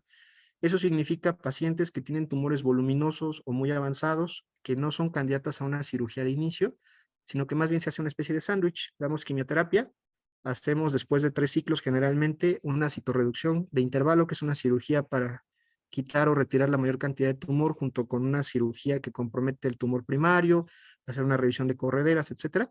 Y después de eso se dan otros ciclos complementarios. Entonces es como el sándwich que les decía. Después se puede caer en mantenimiento o en vigilancia y nosotros lo que queríamos ver era si los biomarcadores eran capaces de predecir la respuesta que iba a tener la paciente después de los primeros 3 ciclos de quimioterapia de inducción, los que se dan antes de la citorreducción de intervalo. Esto es relevante porque las pacientes no tienen tantas opciones de tratamiento. La línea de quimioterapia que se utiliza es la combinación de platino con paclitaxel, porque alcanza las mayores respuestas, 60-75%. Es un esquema que se usa desde hace 20 años. Entonces, además de CA125, que es un biomarcador que se ha utilizado durante mucho tiempo, es un biomarcador con valor pronóstico, con valor predictivo, se quiso explorar el papel de la proteína epidimal humana 4, un péptido que puede tener un papel en el proceso de maduración espermática. No está tan claro todavía su papel, entonces ahí hay como que también temas, ¿no?, que podrían a nosotros interesarnos, pero lo cierto es que tiene un papel clínico. Actualmente sabemos que no es útil para tumores mucinosos. Esos tumores mucinosos son sumamente complejos de tratar, pero ya se utiliza. Hay algo que se llama protocolo o criterio Roma, que es un algoritmo para evaluar la malignidad, el riesgo, perdón, de malignidad ovárica. Y entonces, cuando una paciente tiene un tumor anexial, tiene un ovario crecido, lo que se hace es utilizar este criterio para poder introducir en esta calculadora, con base en el nivel sérico de CA125, de H4, junto con otras variables como el estado menopáusico, y de esa manera poder calcular el riesgo de que ese tumor anexial se trate de un cáncer de ovario. Eso ha ayudado a tomar decisiones en cuanto a dejar en vigilancia o realizar una cirugía, entre otros temas. Entonces, H4 pues ya es una realidad en el área gineco-oncológica, pero nosotros queríamos ver si tenía, al igual que CA125, algún papel para poder predecir la respuesta al tratamiento, y de esa manera, si no iba a haber una buena respuesta, pues no continuar con los ciclos de tratamiento o cambiar el tratamiento, porque cada vez que se hace una pausa para una tomografía de evaluación, a veces en el sistema público sobre todo se pierden semanas valiosas de tratamiento. Para ello utilizamos, digamos que un enfoque basado en la cinética. Nosotros revisamos la literatura y había estudios que hablaban de una toma al inicio y otra toma al final, pero consideramos que un enfoque de cinética que cubriera el basal y todos los ciclos, pues era más enriquecedor.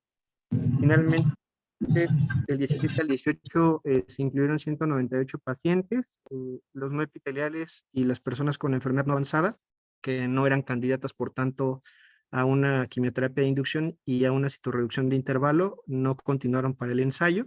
Y después, con la muestra de 116, pacientes ya operadas, pacientes que ya habían recibido quimioterapia en histología mucinosa, también salieron del estudio. La muestra que nosotros necesitábamos era de 52 pacientes, al final entraron 53. Aquí pueden ver su subtipo, seroso papilar es por mucho el más frecuente, la etapa 4B es también la más frecuente, y estamos hablando, este dato pues es bastante valioso, que la media o el tamaño del tumor al diagnóstico fue de 70.4 milímetros. Se hizo los 3 ciclos de quimioterapia, pudimos ver la respuesta tomográfica, la mayoría se queda con con respuesta parcial, perdón, seguida por enfermedad estable, y una paciente tuvo progresión de la enfermedad. Una paciente alcanzó la respuesta completa, la enfermedad desapareció completamente. Y esto, pues digamos que es lo convencional. Cada vez que damos un tratamiento oncológico de inducción para pacientes con cáncer de ovario, pues la muestra se comportó como la literatura lo describe. Hicimos la evaluación de los biomarcadores, tanto HE4 como CA125. Aquí lo ponemos para su conocimiento en números globales. En ambos biomarcadores hubo disminución después de dar los 3 ciclos de tratamiento, y pues tuvieron que hacer ajustes para poder normalizar la muestra, transformaciones logarítmicas. Se pudo hacer también un análisis para ver la correlación que existía entre los ciclos de quimioterapia administrados con la respuesta tomográfica. Encontraron una diferencia estadísticamente significativa en las modificaciones de niveles de H4, esto a partir del segundo ciclo de tratamiento. Este trabajo fue valioso porque en la actualidad no tenemos una guía para saber si el tratamiento está siendo efectivo o no hasta que hacemos la tomografía. Sin embargo, si nosotros hacemos otro tipo de ensayos o diseñamos un estudio para ver los puntos de corte de H4, pues podríamos establecer un valor con el cual, al reducir a cierto porcentaje o al lograr cierta área bajo la curva de descenso, podríamos tener la tranquilidad de completar los 3 ciclos de quimioterapia. Pero si no es así, desde el primer ciclo y antes del segundo, poder tomar decisiones. Entonces, el estudio pues fue significativo, pero nos dejó más dudas que respuestas, ¿no? Como suele pasar con esto. Y queremos seguir ahondando en ello. Tenemos tejido, entonces si también dentro del grupo de profesores, pues alguien estuviera haciendo alguna línea de investigación con ovario o pudiéramos apoyar con algo, pues estamos nosotros bastante convencidos de que podemos pues hacer grupos de trabajo, ¿no? Y ya para terminar y darles la palabra, compartimos este libro. La verdad es que trae una parte introductoria bastante interesante, una revisión de lo que es la transición epitelio-mesenquimal, pero también trae algunos protocolos y algunos de los laboratorios que esta casa editorial pudo conjuntar, pues muestran su experiencia y también hacen una especie como de esquemas y sugerencias de cómo se podrían establecer protocolos en un laboratorio. Yo creo que para la gente que tiene estas líneas de investigación, pues podría ser interesante revisarlo y lo compartimos ahí en la bibliografía del Drive. Les agradezco mucho su atención y estamos a sus órdenes. Muchas gracias.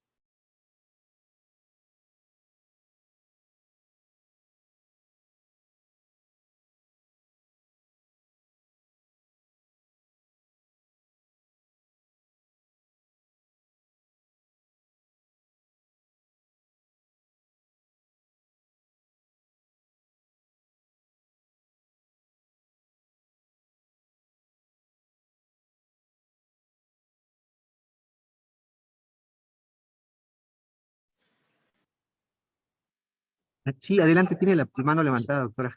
Doctora Sí, Mariana. hola. Sí, muchas gracias. Buena tarde. Pues bueno, antes que nada, quiero agradecerle al doctor Alegría por su plática. Creo que fue magníficamente estructurada y como que nos dejó muy claro desde el principio qué íbamos a abordar en ella, ¿no? Me pareció muy interesante. Noté que, por ejemplo, algunos de los ejemplos que usted da, como el comportamiento del cáncer de colon, si es ascendente o descendente, de alguna forma yo con anterioridad ya lo he abordado con mis alumnos cuando vemos precisamente el tema de desarrollo del sistema digestivo, ¿sí? Entonces creo que después de ver su plática, nos ha dado muchos más elementos que pueden apoyar nuestras clases, pero sobre todo, digamos, ¿cuál sería el objetivo? Como usted bien lo dijo, o sea, no pretendemos que los chicos sean oncólogos, ni pretendemos que sean expertos quizá en el tema, pero sí desde estas etapas tan tempranas de su formación como médicos generales, porque tenemos que tener bien presente que estamos formando médicos generales, no personas que únicamente aspiren y no, tampoco pienso que esté mal, o sea, aspirar a querer hacer una especialidad, pero digamos que nuestro objetivo como facultad es formar médicos generales. Y creo que finalmente el hacer hincapié con este tipo de intervenciones de lo importante que es nuestra materia para la práctica clínica del médico general, es algo que debemos de tener en cuenta siempre que estamos dando los temas de embriología. Tampoco quizá de este primer año el objetivo es formar investigadores o formar embriólogos, ¿no? Nuestro objetivo es formar médicos generales y a mí me parece que hacer este tipo de intervenciones, estas correlaciones de ciclo celular o mecanismos regulares del ciclo celular con cómo se forma finalmente un tumor o un cáncer, los tratamientos que se han desarrollado para el cáncer, incluso todos estos movimientos que vemos que, o sea, no les estamos enseñando un glosario, ¿no? Así de, pues es la invaginación y esta, no, o sea, la idea es que entiendan cómo y por qué se dan estos movimientos y que aparte de esos movimientos se van a repetir en procesos tanto de generación de enfermedad como en procesos de reparación tisular, ¿no? Y esta es la forma en la que creo que debemos de permear en sus mentes para que cuando estén en un internado o cuando estén en un servicio social, sigan teniendo consciente que la materia de embriología pues precisamente es básica, ¿no? Y que es muy importante en el desarrollo y en la formación de un médico. Incluso desde como usted lo mencionó, o sea, llegar y sentarte a un congreso o a una sesión general en un hospital y ver un esquema y poderlo entender, ¿no? Entonces, creo que en todo eso, o sea, todo esto que nos habló, pues nos debe de dar luz en eso. Ahora, nosotros tenemos un programa, que es un programa basado en competencias y que tiene 12 años en función. Sin embargo, si siendo realistas, creo que no, o sea, la facultad de forma global o de forma general, no hemos llegado, o sea, no hemos consolidado la formación por competencias. Y no se trata de hacer un nuevo programa o de reestructurar los resultados de aprendizaje o de reestructurar las competencias. Todo está en cómo se ejecuta ese programa en nuestras aulas, ¿no? Y bueno, yo creo que ahorita hablamos de elementos muy importantes que precisamente nos llevan o nos acercan más a consolidar ese programa como se tiene pensado desde un inicio. A mí me gustaría pedirles a todos los profesores que están aquí presentes que analicen, revisen la bibliografía que nos mandó el doctor Alegría. Es una bibliografía muy extensa. Digo, revisarla quizá de un día para otro o en 2 días no lo vamos a hacer, pero sí que la vayamos analizando a medida que vayamos pudiendo para poder, sobre todo lo que necesitamos definir nosotros como profesores es propuestas concretas de cómo podemos abordar los temas de la materia desde estas perspectivas, que es finalmente las aplicaciones tanto clínicas como terapéuticas que tienen los conocimientos que nosotros revisamos en el temario, bueno, es que tienen los conocimientos que revisamos en el temario y cómo un médico general los va a aplicar. Porque como bien decía el doctor, pues que el alumno memorice los puntos de control para que en 3 meses no se acuerde de ellos, pues tampoco puede ser nuestro objetivo, ¿no? Pero si en cambio los comprende, si realmente los comprende, es algo que se va a llevar con él a 6 meses, ya 1 año, ya 6 años, y ya cuando él esté ejerciendo como médico, ¿no? Entonces, eso es lo que quería comentar.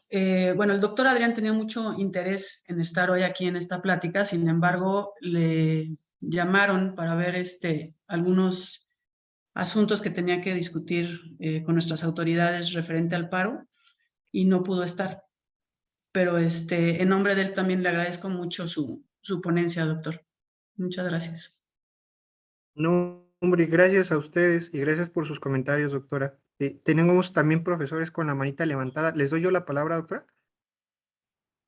¿O usted la...? Sí, por favor, doctor, adelante. Ah, la doctora Carmen Méndez levantó la mano. Hace ratito ya la volvió a levantar. Sí. Hola, ¿qué tal?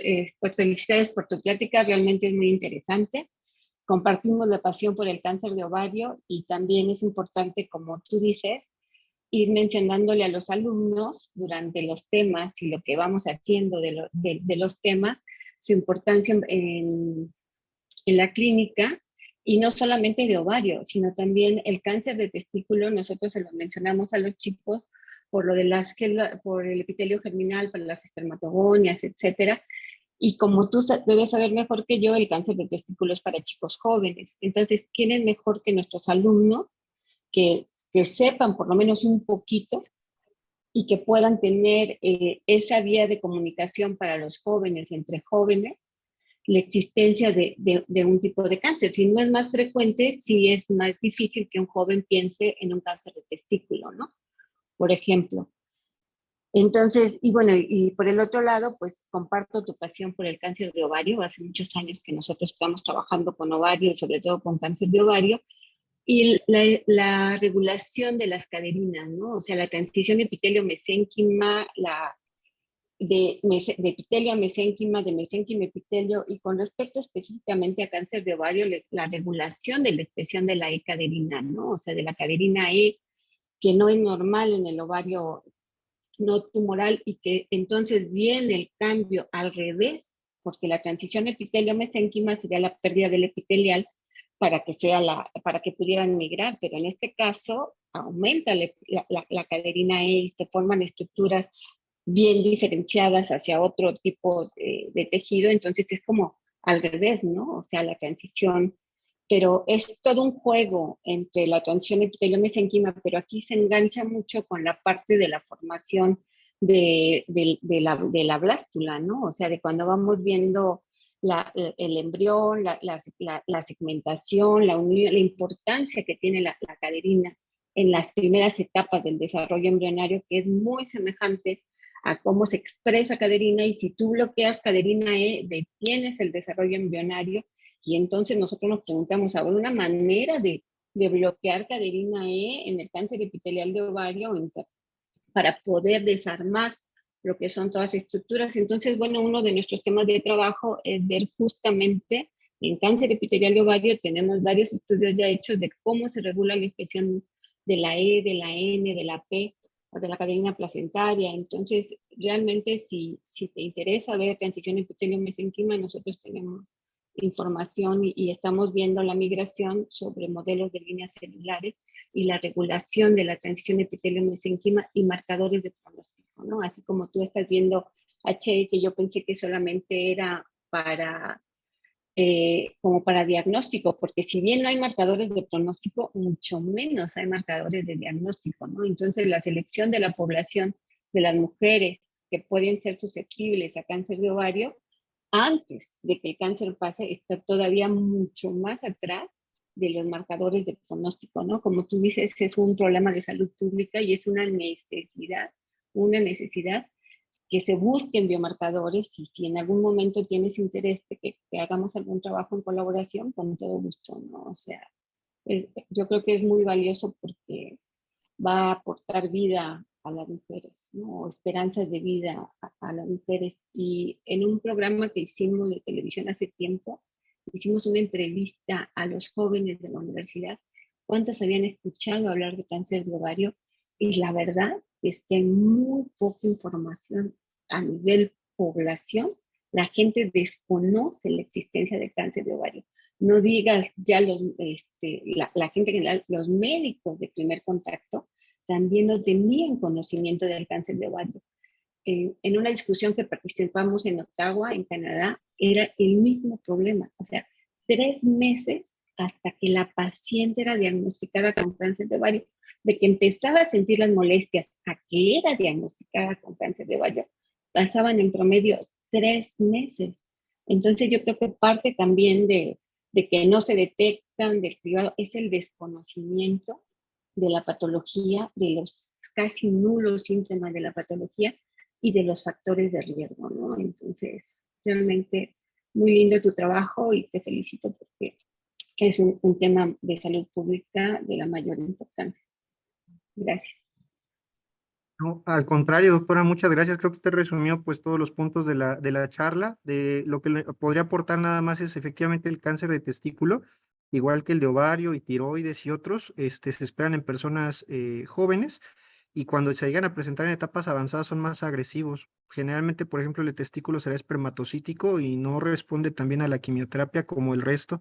La tiroides igual, si ya nos da muy grandes o a hombres, pues puede ser más bien un cáncer anaplásico, ya no tiene el mismo pronóstico del folicular. Entonces, lo que usted comenta es cierto, y ese desconocimiento es lo que nos obligó a hacer la intervención. Yo no sé qué factibilidad habría, ya se tocaron puertas para ver si se pudiera incrementar esta materia de oncología a la asignatura, que también es otro tema, ¿no? Ver si conviene o no conviene, si tiene que ser una optativa, si puede estar como una asignatura complementaria virtual. Hay muchas propuestas, pero yo creo que... Yo lo había pensado, Adelante. Jorge, como nosotros pensamos y tenemos un programa que pensábamos meter una optativa que se llama Mujer y Cáncer. Entonces, una optativa para los estudiantes en Mujer y Cáncer, donde participen ponentes especialistas. Seguramente conoces a la doctora Morales del INCAM, que ella trabaja muy bien mama, ha estado en el Anderson. Entonces, como en una optativa, que te digo que tenemos el programa incluso hecho con la doctora Morales, donde se abordaba la fisiología normal para conocimiento, cáncer cervicuterino, cáncer de mama, cáncer de ovario y cáncer de endometrio. Entonces eran como los 5 temas para una optativa para mostrar mujer y cáncer. Y yo creo que una manera de llegar a los estudiantes es proponer optativas que tengan que ver al que le interese más va eso. Nosotros la tenemos no como optativa ahorita, sino tenemos a nivel posgrado esa materia ofrecida de fisiopatología del ovario con cáncer de ovario y otras patologías del ovario. Pero para los chicos de pregrado te digo que habíamos hecho un programa que ya hablaré con Mariana para enseñarle el programa y hacer una optativa. Y si quieres participar, a lo mejor podemos armar alguna optativa. En este caso, nosotros teníamos pensado mujer y cáncer, donde entraban esos 5 tipos de cáncer que te había mencionado.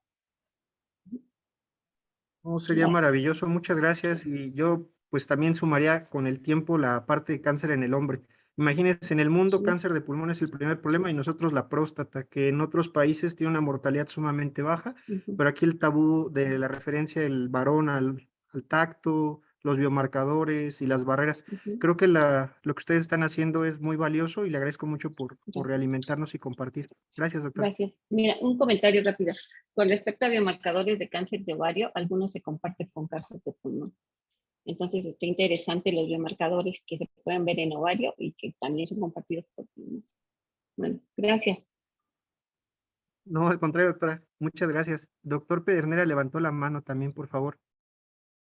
Bueno, no, yo quería que comentaras algo sobre breve, sobre los campos, el concepto de campo morfogenético en el desarrollo embrionario y la relación con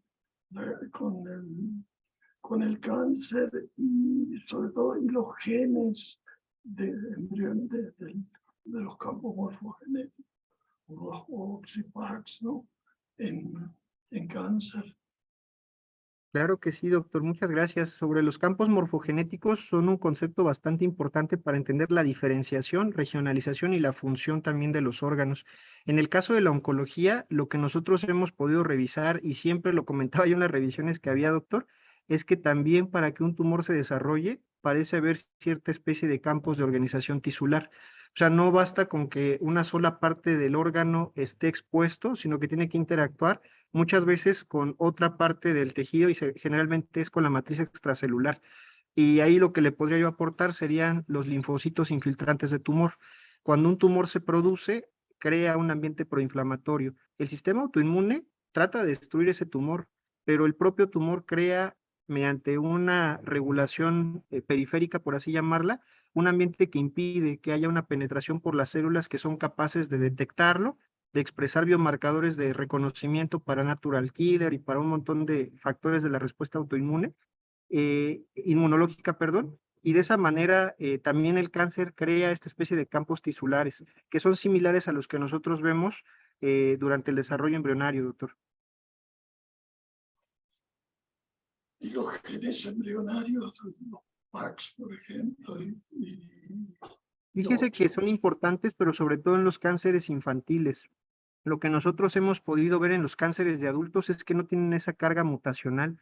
De 100 pacientes que hubiese con cáncer, esos pacientes tendrían compromiso de este tipo en un 10% por mucho.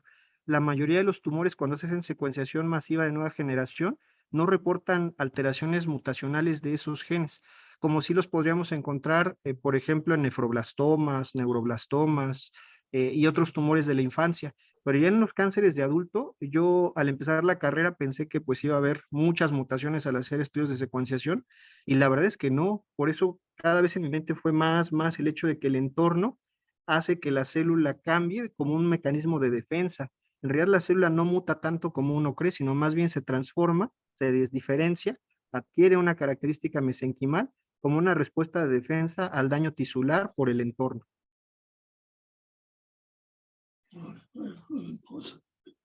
Gracias. Sí, doctor. Al contrario, doctor, muchas gracias a usted. Tenía levantada la mano, la tiene todavía el doctor Juan Frank.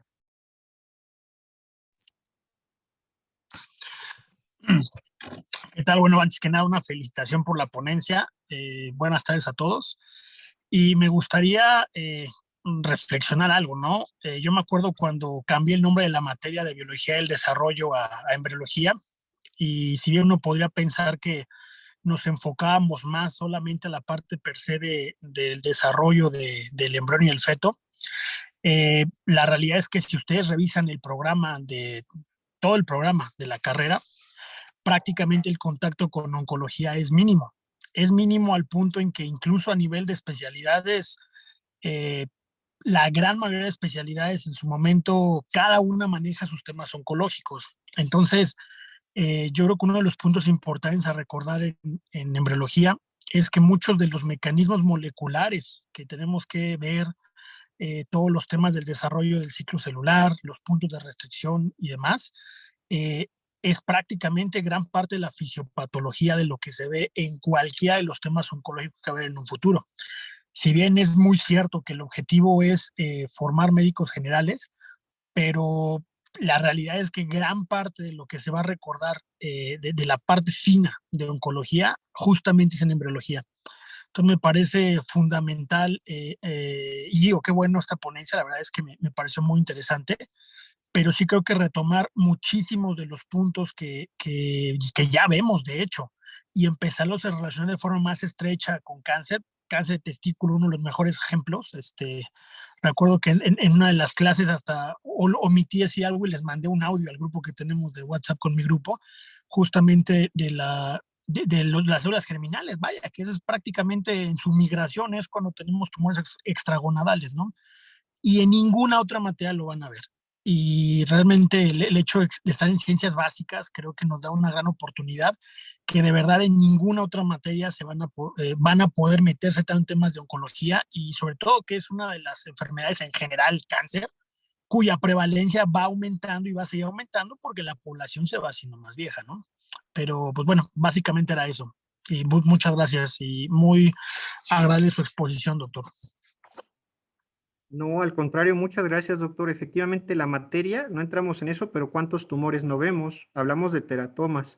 Les explicamos la diferencia entre que no haya una regresión de la estrella primitiva y que migren más las células germinales, también para ver todo lo que es la línea media. Al ver, por ejemplo, notocorda, les hablamos de cordoma. También ahí podemos decir que una no degeneración de esta dentro del cuerpo vertebral, pues dará un tumor maligno llamado cordoma. Y así, o sea, la materia te da para estar hablando de malformaciones y tumores bastante, ¿no? Al ver riñón, por ejemplo, también podemos hablar de nefroblastoma. Yo creo que es una materia, como usted señala, que te da mucho para hacer esas correlaciones y pues la experiencia de los años nos ha mostrado que eso es lo que al final del día los alumnos logran recordar, todo lo que se logre vincular y los expertos en educación lo han señalado en estos mismos seminarios, pues es ese aprendizaje vivencial y para ponerlo en práctica. Entonces yo coincido con usted y creo que tenemos ahí un área de oportunidad. Muchas gracias, doctor. Tiene la mano levantada el doctor Alejandro Martínez. Hola, Jorge, ¿ahí me escuchas? Sí, doctor, Pues primero, igual, pues es un gustazo escucharte. Te felicito por tu ponencia y la verdad, pues me congratulo mucho de que puedo presumir que he sido testigo de todo tu crecimiento y tu desarrollo y la verdad, me llena eso de orgullo. Hoy en día, yo sin lugar a dudas podría decir que eres uno de los mejores oncólogos que conozco y desde esa perspectiva y también uno de los mejores profesores de la materia de embriología, yo te pediría, ¿cuál sería tu crítica constructiva a esta parte del programa, de los objetivos que estuviste tratando durante tu plática? Específicamente, por ejemplo, dentro de los objetivos durante mucho tiempo, puede haber sido criticable el que insistamos tanto en enseñarles un punto de restricción dentro de todos estos puntos de control y que tal vez a la luz de la medicina no tenga la relevancia que pudiera tener, por ejemplo, para la bacteriología o para la microbiología.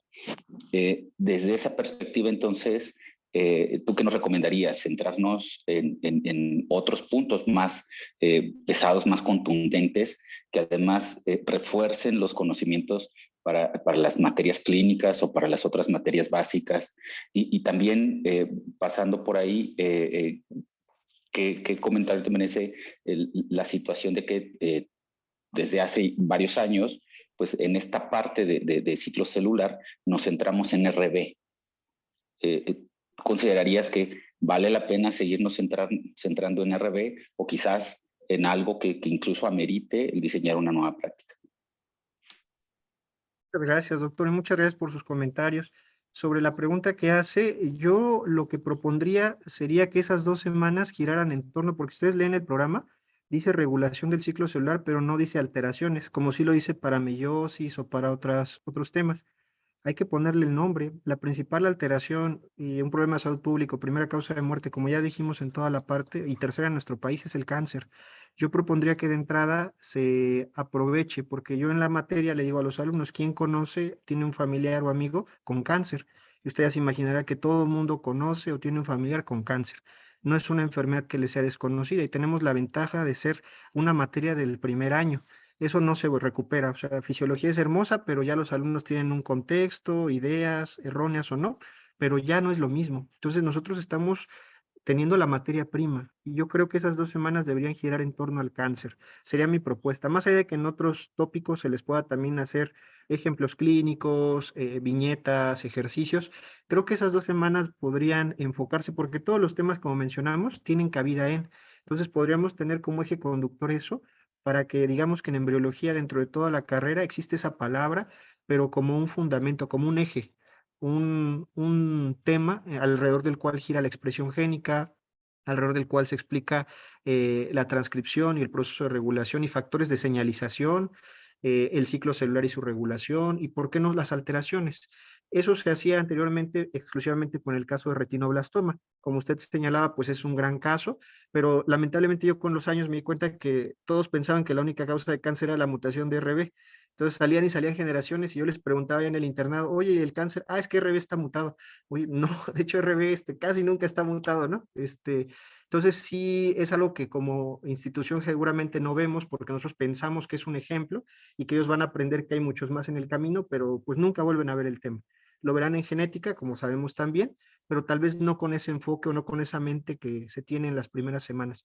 Entonces, contestando su pregunta, yo propondría que en el programa se plasmen las palabras alteraciones, que venga la palabra cáncer y que se haga un ejercicio de integración en la cual al final de esas 2 semanas pues podamos o durante las mismas hablar del cáncer y no solamente de RB, como bien señala usted, sino darles ese contexto holístico, ¿no? De que tiene varios puntos, seguramente habrá más. Yo siempre les digo, a lo mejor muchos de ustedes van a descubrir otros puntos de regulación. ¿Por qué no? Si les pareció interesante este tema, hay mucho por descubrir. Entonces, los invitamos a acercarse a líneas de investigación. Es como el pretexto, le digo, son esas 2 semanas clave. Yo propondría eso, doctor. Muchas gracias, Jorge. Y para comprometerte un poquito más, con respecto a los puntos de control, cuando hablamos de puntos de control, tenemos dos grandes riesgos. Uno, ser extremadamente reduccionistas y decir estos son los 2 o 3 que valen la pena repasar. Y el otro es llevar a los alumnos al estrés extremo, justo cuando les abrimos los ojos y les decimos, pues cada día se está descubriendo un nuevo mecanismo de control y en realidad todas las fases del ciclo celular tienen no uno, sino varios puntos de control. En ese sentido, ¿qué sería lo más valioso de rescatar? ¿Puntos de control como tal? ¿O más bien el mecanismo de las sinasas con las ciclinas? Porque eso finalmente se va a tener que tomar en una evaluación. Entonces, ¿cuál es el conocimiento más valioso para evaluar? El que sepan que hay puntos de control, el que se sepan cuáles puntos son los principales, o el que conozcan el mecanismo y puedan dilucidar cómo atender a sus fallas. Y es una pregunta bien interesante, doctor. Yo siempre he abogado por los patrones. Como parte de la medicina interna, el diagnóstico y el tratamiento en patrones, el cuerpo enferma y se diagnostica también mediante identificar esos patrones. Yo me voy por lo que usted dijo en segundo término. Es más importante para una persona entender el concepto de las ciclinas y cómo van empujando poco a poco al ciclo, que tratar de decirles que se aprendan los puntos de control, porque si a esas vamos, donde supuestamente no había punto hace unos años, que es justamente en la fase de síntesis, pues cómo no va a estar regulado eso, ya se imaginarán todo lo que tiene que pasar para que haya una replicación sin errores. Entonces no es que no haya un punto de control, más bien sería subjetivo decir cuántos hay, a lo mejor yo que hay 25, usted dice que hay 28, y entonces en lo que nos ponemos de acuerdo el alumno ya se perdió. Yo considero que es más importante que él comprenda el modelo en el cual los factores van interactuando y está muy regulado a lo largo de varios puntos. Tal vez ya como claustro de profesores tendríamos que definir cuáles son los puntos que se deberían de exponer como mínimo, para que entonces todos vayamos en la misma línea. Y sin duda, pues ahí tendrían que estar el complejo promotor de la anafase, tendría que estar algunos que son, digamos, pues bastante relevantes, y también ver lo que dice la literatura, porque ya ve que dentro de nuestros libros lo que más se adolece es justamente la primera parte del curso, ¿no? No tenemos en los libros de embriología eso, casi todos se van directamente a gametogénesis. Pero yo sería de la idea, para responder su pregunta, doctor, de que es más importante comprender el proceso y mencionarles que esto es un patrón, y ya de ahí pues tomar algunos puntos que considero cardinales por su impacto farmacológico, terapéutico o clínico. No, pues muchísimas gracias y nuevamente felicidades. No, al contrario, doctor, muchas gracias, gusto en saludarlo. Tiene la mano levantada la doctora Mariana. Sí, precisamente retomando esto que dice, que comenta el doctor Martínez y también usted, doctora Alegría, yo coincido con usted. O sea, yo creo que nos deberíamos de enfocar en que los alumnos comprendan realmente el mecanismo, cómo se lleva a cabo el control del ciclo celular, porque también si entienden el mecanismo, cómo se lleva a cabo el control del ciclo celular, van a entender más fácilmente sus alteraciones, que creo que definitivamente las debemos de incluir dentro del programa, así como incluimos las alteraciones de la meiosis. Y finalmente, como decía el doctor Martínez, o sea, ¿qué pasa con el caso de retinoblastoma?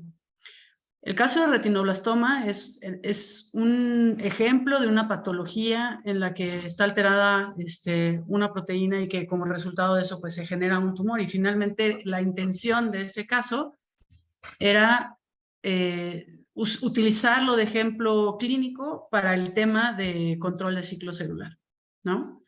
Pero pues también podríamos tomar el sarcoma de Ewing, ¿no? Que también, o sea, se ajusta muy bien a ese tema, e incluso en alteraciones de la meiosis también bueno, sí, de la meiosis y de la mitosis se podría tomar como ejemplo el sarcoma de Ewing, ¿no? Y es quizá una patología un poquito más amplia, ¿no? O que podemos utilizar en dos partes de ese tema. ¿Por qué sería importante que nosotros definiéramos bien cuáles son las patologías que vamos a utilizar como ejemplo? O sea, no pretendiendo revisar esa patología en cuanto a cómo se hace su diagnóstico, cómo se hace su tratamiento, porque ese no es el objetivo de ejemplificar o de utilizar estas patologías. Sería importante definir qué patologías son las que vamos a utilizar como ejemplo en esta parte del temario, precisamente pensando en la evaluación. Porque, ¿cuál es el fin último de la evaluación? Que nosotros podamos decir, este alumno tiene los conocimientos necesarios para pasar a la siguiente fase de su formación como médico general, ¿no? O sea, yo como departamento de embriología, en base a mi temario, en base al temario que responde al diseño del programa, y al plan de la carrera, a través de esta evaluación yo certifico que este alumno cumple con los conocimientos mínimos necesarios para proceder a tomar las materias de segundo año, ¿no? Esa es la importancia de la evaluación.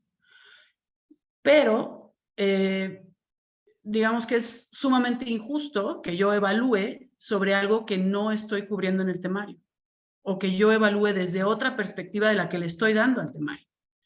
Entonces, definir qué patologías vamos a utilizar como ejemplos para tratar estos temas, yo creo que es muy importante.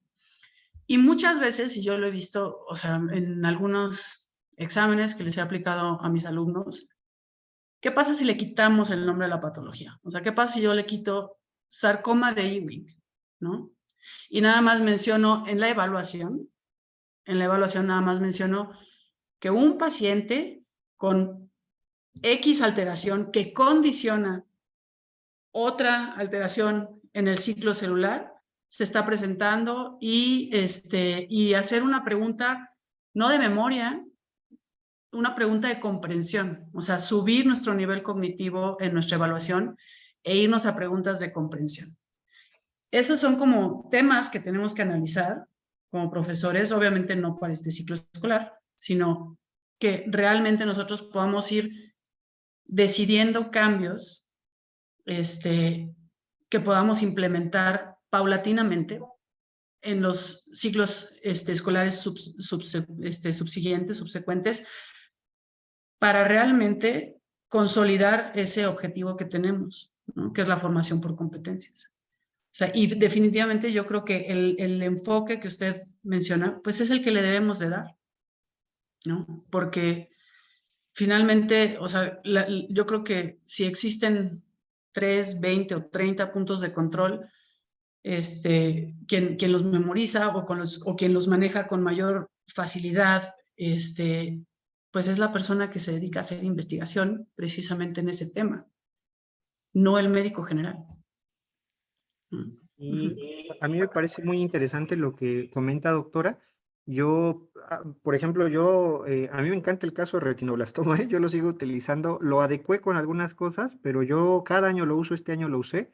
A mí me gusta porque el alumno dice proteína RB, retinoblastoma, y es un tumor también que llama mucho la atención por ser un tumor pediátrico en el ojo. Hablas un poco de clínica, el reflejo rojo, entonces como que son los primeros pasos del alumno. A mí me encanta el caso. Nada más la sugerencia o lo que yo hago es no acotarlo a decir es el cáncer que da por el retinoblastoma, sino como vieron ahorita explico lo de mama al hablar de la fosforilación, o sea, ahí hablo de cáncer cervicuterino diciendo, y hay un virus que afecta esta proteína, entonces también genera cáncer, y al hablar de la fase S les digo, y hay un sistema de reparación porque como se está duplicando y está el esquema de la hebra abriéndose, hay un sistema que cuando hay un error en las pares de bases viene y lo reacomoda, se llama BRCA. Si está mal, te puede dar próstata, te puede dar ovario y ya, se acabó. O sea, no se trata como de darles, como usted decía, la clínica, no, simplemente que él diga, órale, el ciclo tiene varios puntos, estos puntos todos son importantes, ya vi que si se afectan algunos de ellos, cáncer, cáncer, cáncer, cáncer, seguramente habrá más, pero él ya se queda con la idea de que las cosas que afecten ese ciclo, y por eso yo hago mucho hincapié en la regulación epigenética, para que no se queden con la idea de que todos son mutaciones. Esas expresiones de genes tendrían que ver también con los factores ambientales y que creen son hereditarios y todos, entonces lo que pasa con los padres puede afectar a los hijos. Y entonces se hace una discusión que yo creo que al final del día va más allá de lo que marcaba el programa, pero hace que los conceptos que se buscan enseñar perduren en el tiempo y tengan una aplicación. Yo creo que sería eso lo que yo sugeriría. Pero sí estoy de acuerdo con usted, doctora, que más que los puntos o el número sería qué aplicación puede tener para ellos. Muchas gracias, doctora. El doctor Pernera tiene la mano levantada. No, sí me parece muy bien lo que propusiste de tomar el tema de cáncer en las 2 primeras semanas, para ciclo, para regulación y mitosis. Pero yo creo que tú podrías proponer, digamos, hacer un borrador de qué ejemplos pondrías, ¿no? De los cánceres claves, ¿no? ¿Por qué no nombraste P53? Yo creo que sí es también importante, ¿no? ¿O no?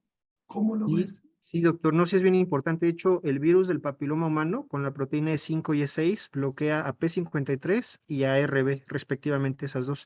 Entonces ahí ponemos la imagen del cérvix uterino y lo mismo, les decimos, este P53, miren, tiene un agente viral, es un problema de salud pública igual. Y entonces seguramente tendrá que estar ahí en esa lista en cáncer cervicouterino, doctor. Está bien, por eso, entonces, ¿por qué no haces un borrador de ejemplos que serían interesantes introducir para que los profesores, cada cual lo maneja de distinta manera, no necesariamente tiene que ser exactamente, pero es una buena guía de ejemplos importantes a tener como recursos, ¿no? Porque sí está bien lo que tú dices, es muy motivante la imagen del tumor del retinoblastoma, pero muy cortito, no hay que irse a retinoblastoma para nada, simplemente usarlo como ejemplo, pero los otros, el de cervicuterino, por ejemplo, es bien importante, ¿no? no sé si de pulmón se puede poner algo. O sea que ejemplos que parece clave, y a lo mejor son 4 ejemplos o 5 ejemplos que tengamos nosotros como profesores en mente para utilizarlo en esa etapa del curso. Y estoy de acuerdo que en lo del ciclo celular hay que entender el proceso y saber dónde están los distintos puntos, los puntos claves del proceso del ciclo celular, ¿no? Pero, bueno, eso puede haber diferencia en manejo, hay libertad de los profesores de cómo lo enfocan, ¿no? Pero yo creo que esa propuesta tuya me parece muy interesante de tomar. Tú que tienes el panorama más amplio que nosotros, pero tomar cáncer, en el aspecto de cáncer, ¿qué puntos, qué ejemplos pondría? ¿No? Sí, doctor, claro que sí. Y pensar en algún otro. Sí, ¿no? ¿Mm? Claro que sí, doctor, con mucho gusto. Si quiere como acuerdo, si los profesores están de acuerdo, podríamos entregar un servidor al grupo de profesores una tabla. Se me ocurre con estos ejemplos de patologías, punto en el cual se vincularía con el tema de ciclo celular y su regulación. Y el otro que le digo que yo considero que podrían ustedes tomar en cuenta si así lo tienen a bien con sus grupos. Hay algunos puntos donde se puede hablar de fármacos, pero breve, le digo, no se trata de aprenderse el nombre del medicamento. No. Simplemente al hablar de ese, cuando les digo los pares de base se ordenan, etcétera, y si quisiéramos dar un medicamento cuando esto está descontrolado, pues puedes dar una medicina que forma aductos. Entonces, nada más dice las pares de bases para que puedan, etcétera, y ahí está el cisplatino, por ejemplo. Entonces ya dijiste, entonces, y eso va como reforzando un poco, no saliéndose demasiado porque el alumno se pierde, pero sí acotando lo que les decía en la presentación, si el microtúbulo se desestabiliza, entonces ya no hay separación, el cinetocoro, y eso les da como cierta correlación y hace que sientan que lo que están aprendiendo es clave saberlo para poder ser un médico competente. Sí, Entonces, podría ser eso. ¿no? El control a nivel del tercer punto de control, bueno, es importantísimo, ¿no? No necesariamente decir el complejo promotor de la anafase, sí, yo creo que eso lo tiene que manejar, ¿no? Lo que significa el control de la separación de las cromátides, ¿no? Porque nos sirve después para entender qué pasa en la meiosis, ¿no? O sea, la patología de la meiosis básicamente está a ese nivel, ¿no? Entonces, ya introducir Sí, doctor, de acuerdo. la importancia de la separación de las cromátides, ¿no? Y el control de ese Y también da proceso. paso para ver la diferencia con mitosis, ¿no? En este arreglo Claro, tridimensional. Sí, doctor, yo sin lo problemas. hacemos en ciclo y después lo retomamos en meiosis, ¿no? Para explicar la no distinción, ¿no? Bueno, sí, me parece bien. Sí, doctor, con gusto. Yo propongo que se entregue ese documento y que el grupo de profesores lo revise, vea si Sí, requiere ajustes o si es pertinente y lo ponemos a discusión. sí, un borrador de eso y lo trabajamos, ¿no? Mariana, sobre todo, es nuestra coordinadora. Sí. De acuerdo, doctor, muchísimas gracias. Y tiene la mano levantada el doctor Alejandro Martínez. Ay, gracias otra vez. Pues con estas aportaciones que han hecho los doctores, pues viene a mi cabeza esta idea de que tal vez incluso, dado que esta oportunidad de tener a los alumnos de primer año puede marcarlos bastante, como por ejemplo, como nos comentabas, en el tercer, cuarto año preguntas por cáncer y todos asocian RB, ¿no? Entonces, y algunos incluso no buscan más allá. Por otro lado, también nos mencionabas mucho, insistir en esta parte en que tenemos que ir educando a nuestros alumnos a hacer medicina preventiva, y en el cáncer se puede hacer. Entonces, yo aquí la invitación sería a que este esfuerzo que se pudiera hacer para modificar los ejemplos o las prácticas que estén asociadas a ciclo celular, creo que más bien tendrían que versar en la dinámica de la célula que se desajusta para que dé origen al cáncer, sea cual sea, sin centrarse en colon, mama, ovario, que por obligación, por salud pública, deberíamos de mencionar otros ejemplos, más que un cáncer oftálmico, ¿no? Pero además, incidir o enseñarles a los alumnos justo esto de los factores de riesgo que van degenerando el ciclo celular y que al final van a terminar en cáncer. Porque en este punto nosotros pudiéramos ser tan relevantes como para dejar esa huella, esa impronta de que los factores infecciosos, los factores ambientales son tan relevantes para ese ciclo celular que pueden dar este grupo de enfermedades, ¿no? Entonces, creo que más que darles ejemplos específicos de un cáncer o de un tumor en particular, a mí me gustaría darles ejemplos de factores de riesgo, de factores ambientales que desajustan el ciclo celular. Y que entonces, si eso se desajusta en pulmón, da cáncer de pulmón; si eso se desajusta en mama, da cáncer de mama; si se desajusta en testículo, da cáncer testicular. Creo que eso también sería bastante valioso.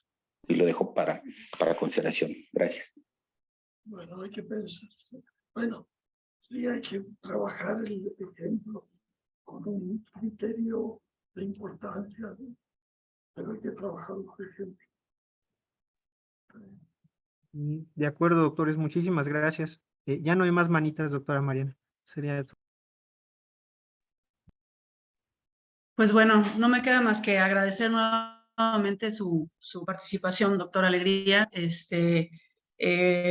Precisamente, y yo creo que ustedes lo van notando, cómo estos seminarios van evolucionando. Cada vez tenemos una mayor discusión.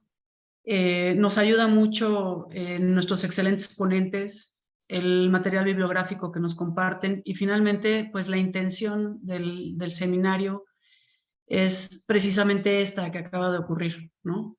¿Qué mejoras o qué modificaciones debemos de implementar en nuestras clases, en nuestras aulas, en nuestro programa, para cumplir con los objetivos que tiene la materia y la carrera y la facultad, ¿no? Pues le agradezco mucho, doctor. Ya aquí en el chat compartí el póster de la siguiente sesión del seminario que vamos a tener. Estos temas de docencia pues también son muy importantes, porque finalmente es cómo vamos a implementar todo esto que estamos ahorita discutiendo y revisando. Pues muchas gracias a todos los aquí presentes, y nos vemos primero cuando se levante el paro, y ya después en la siguiente sesión de seminario. Gracias. Muchas gracias. Bonita tarde a todos.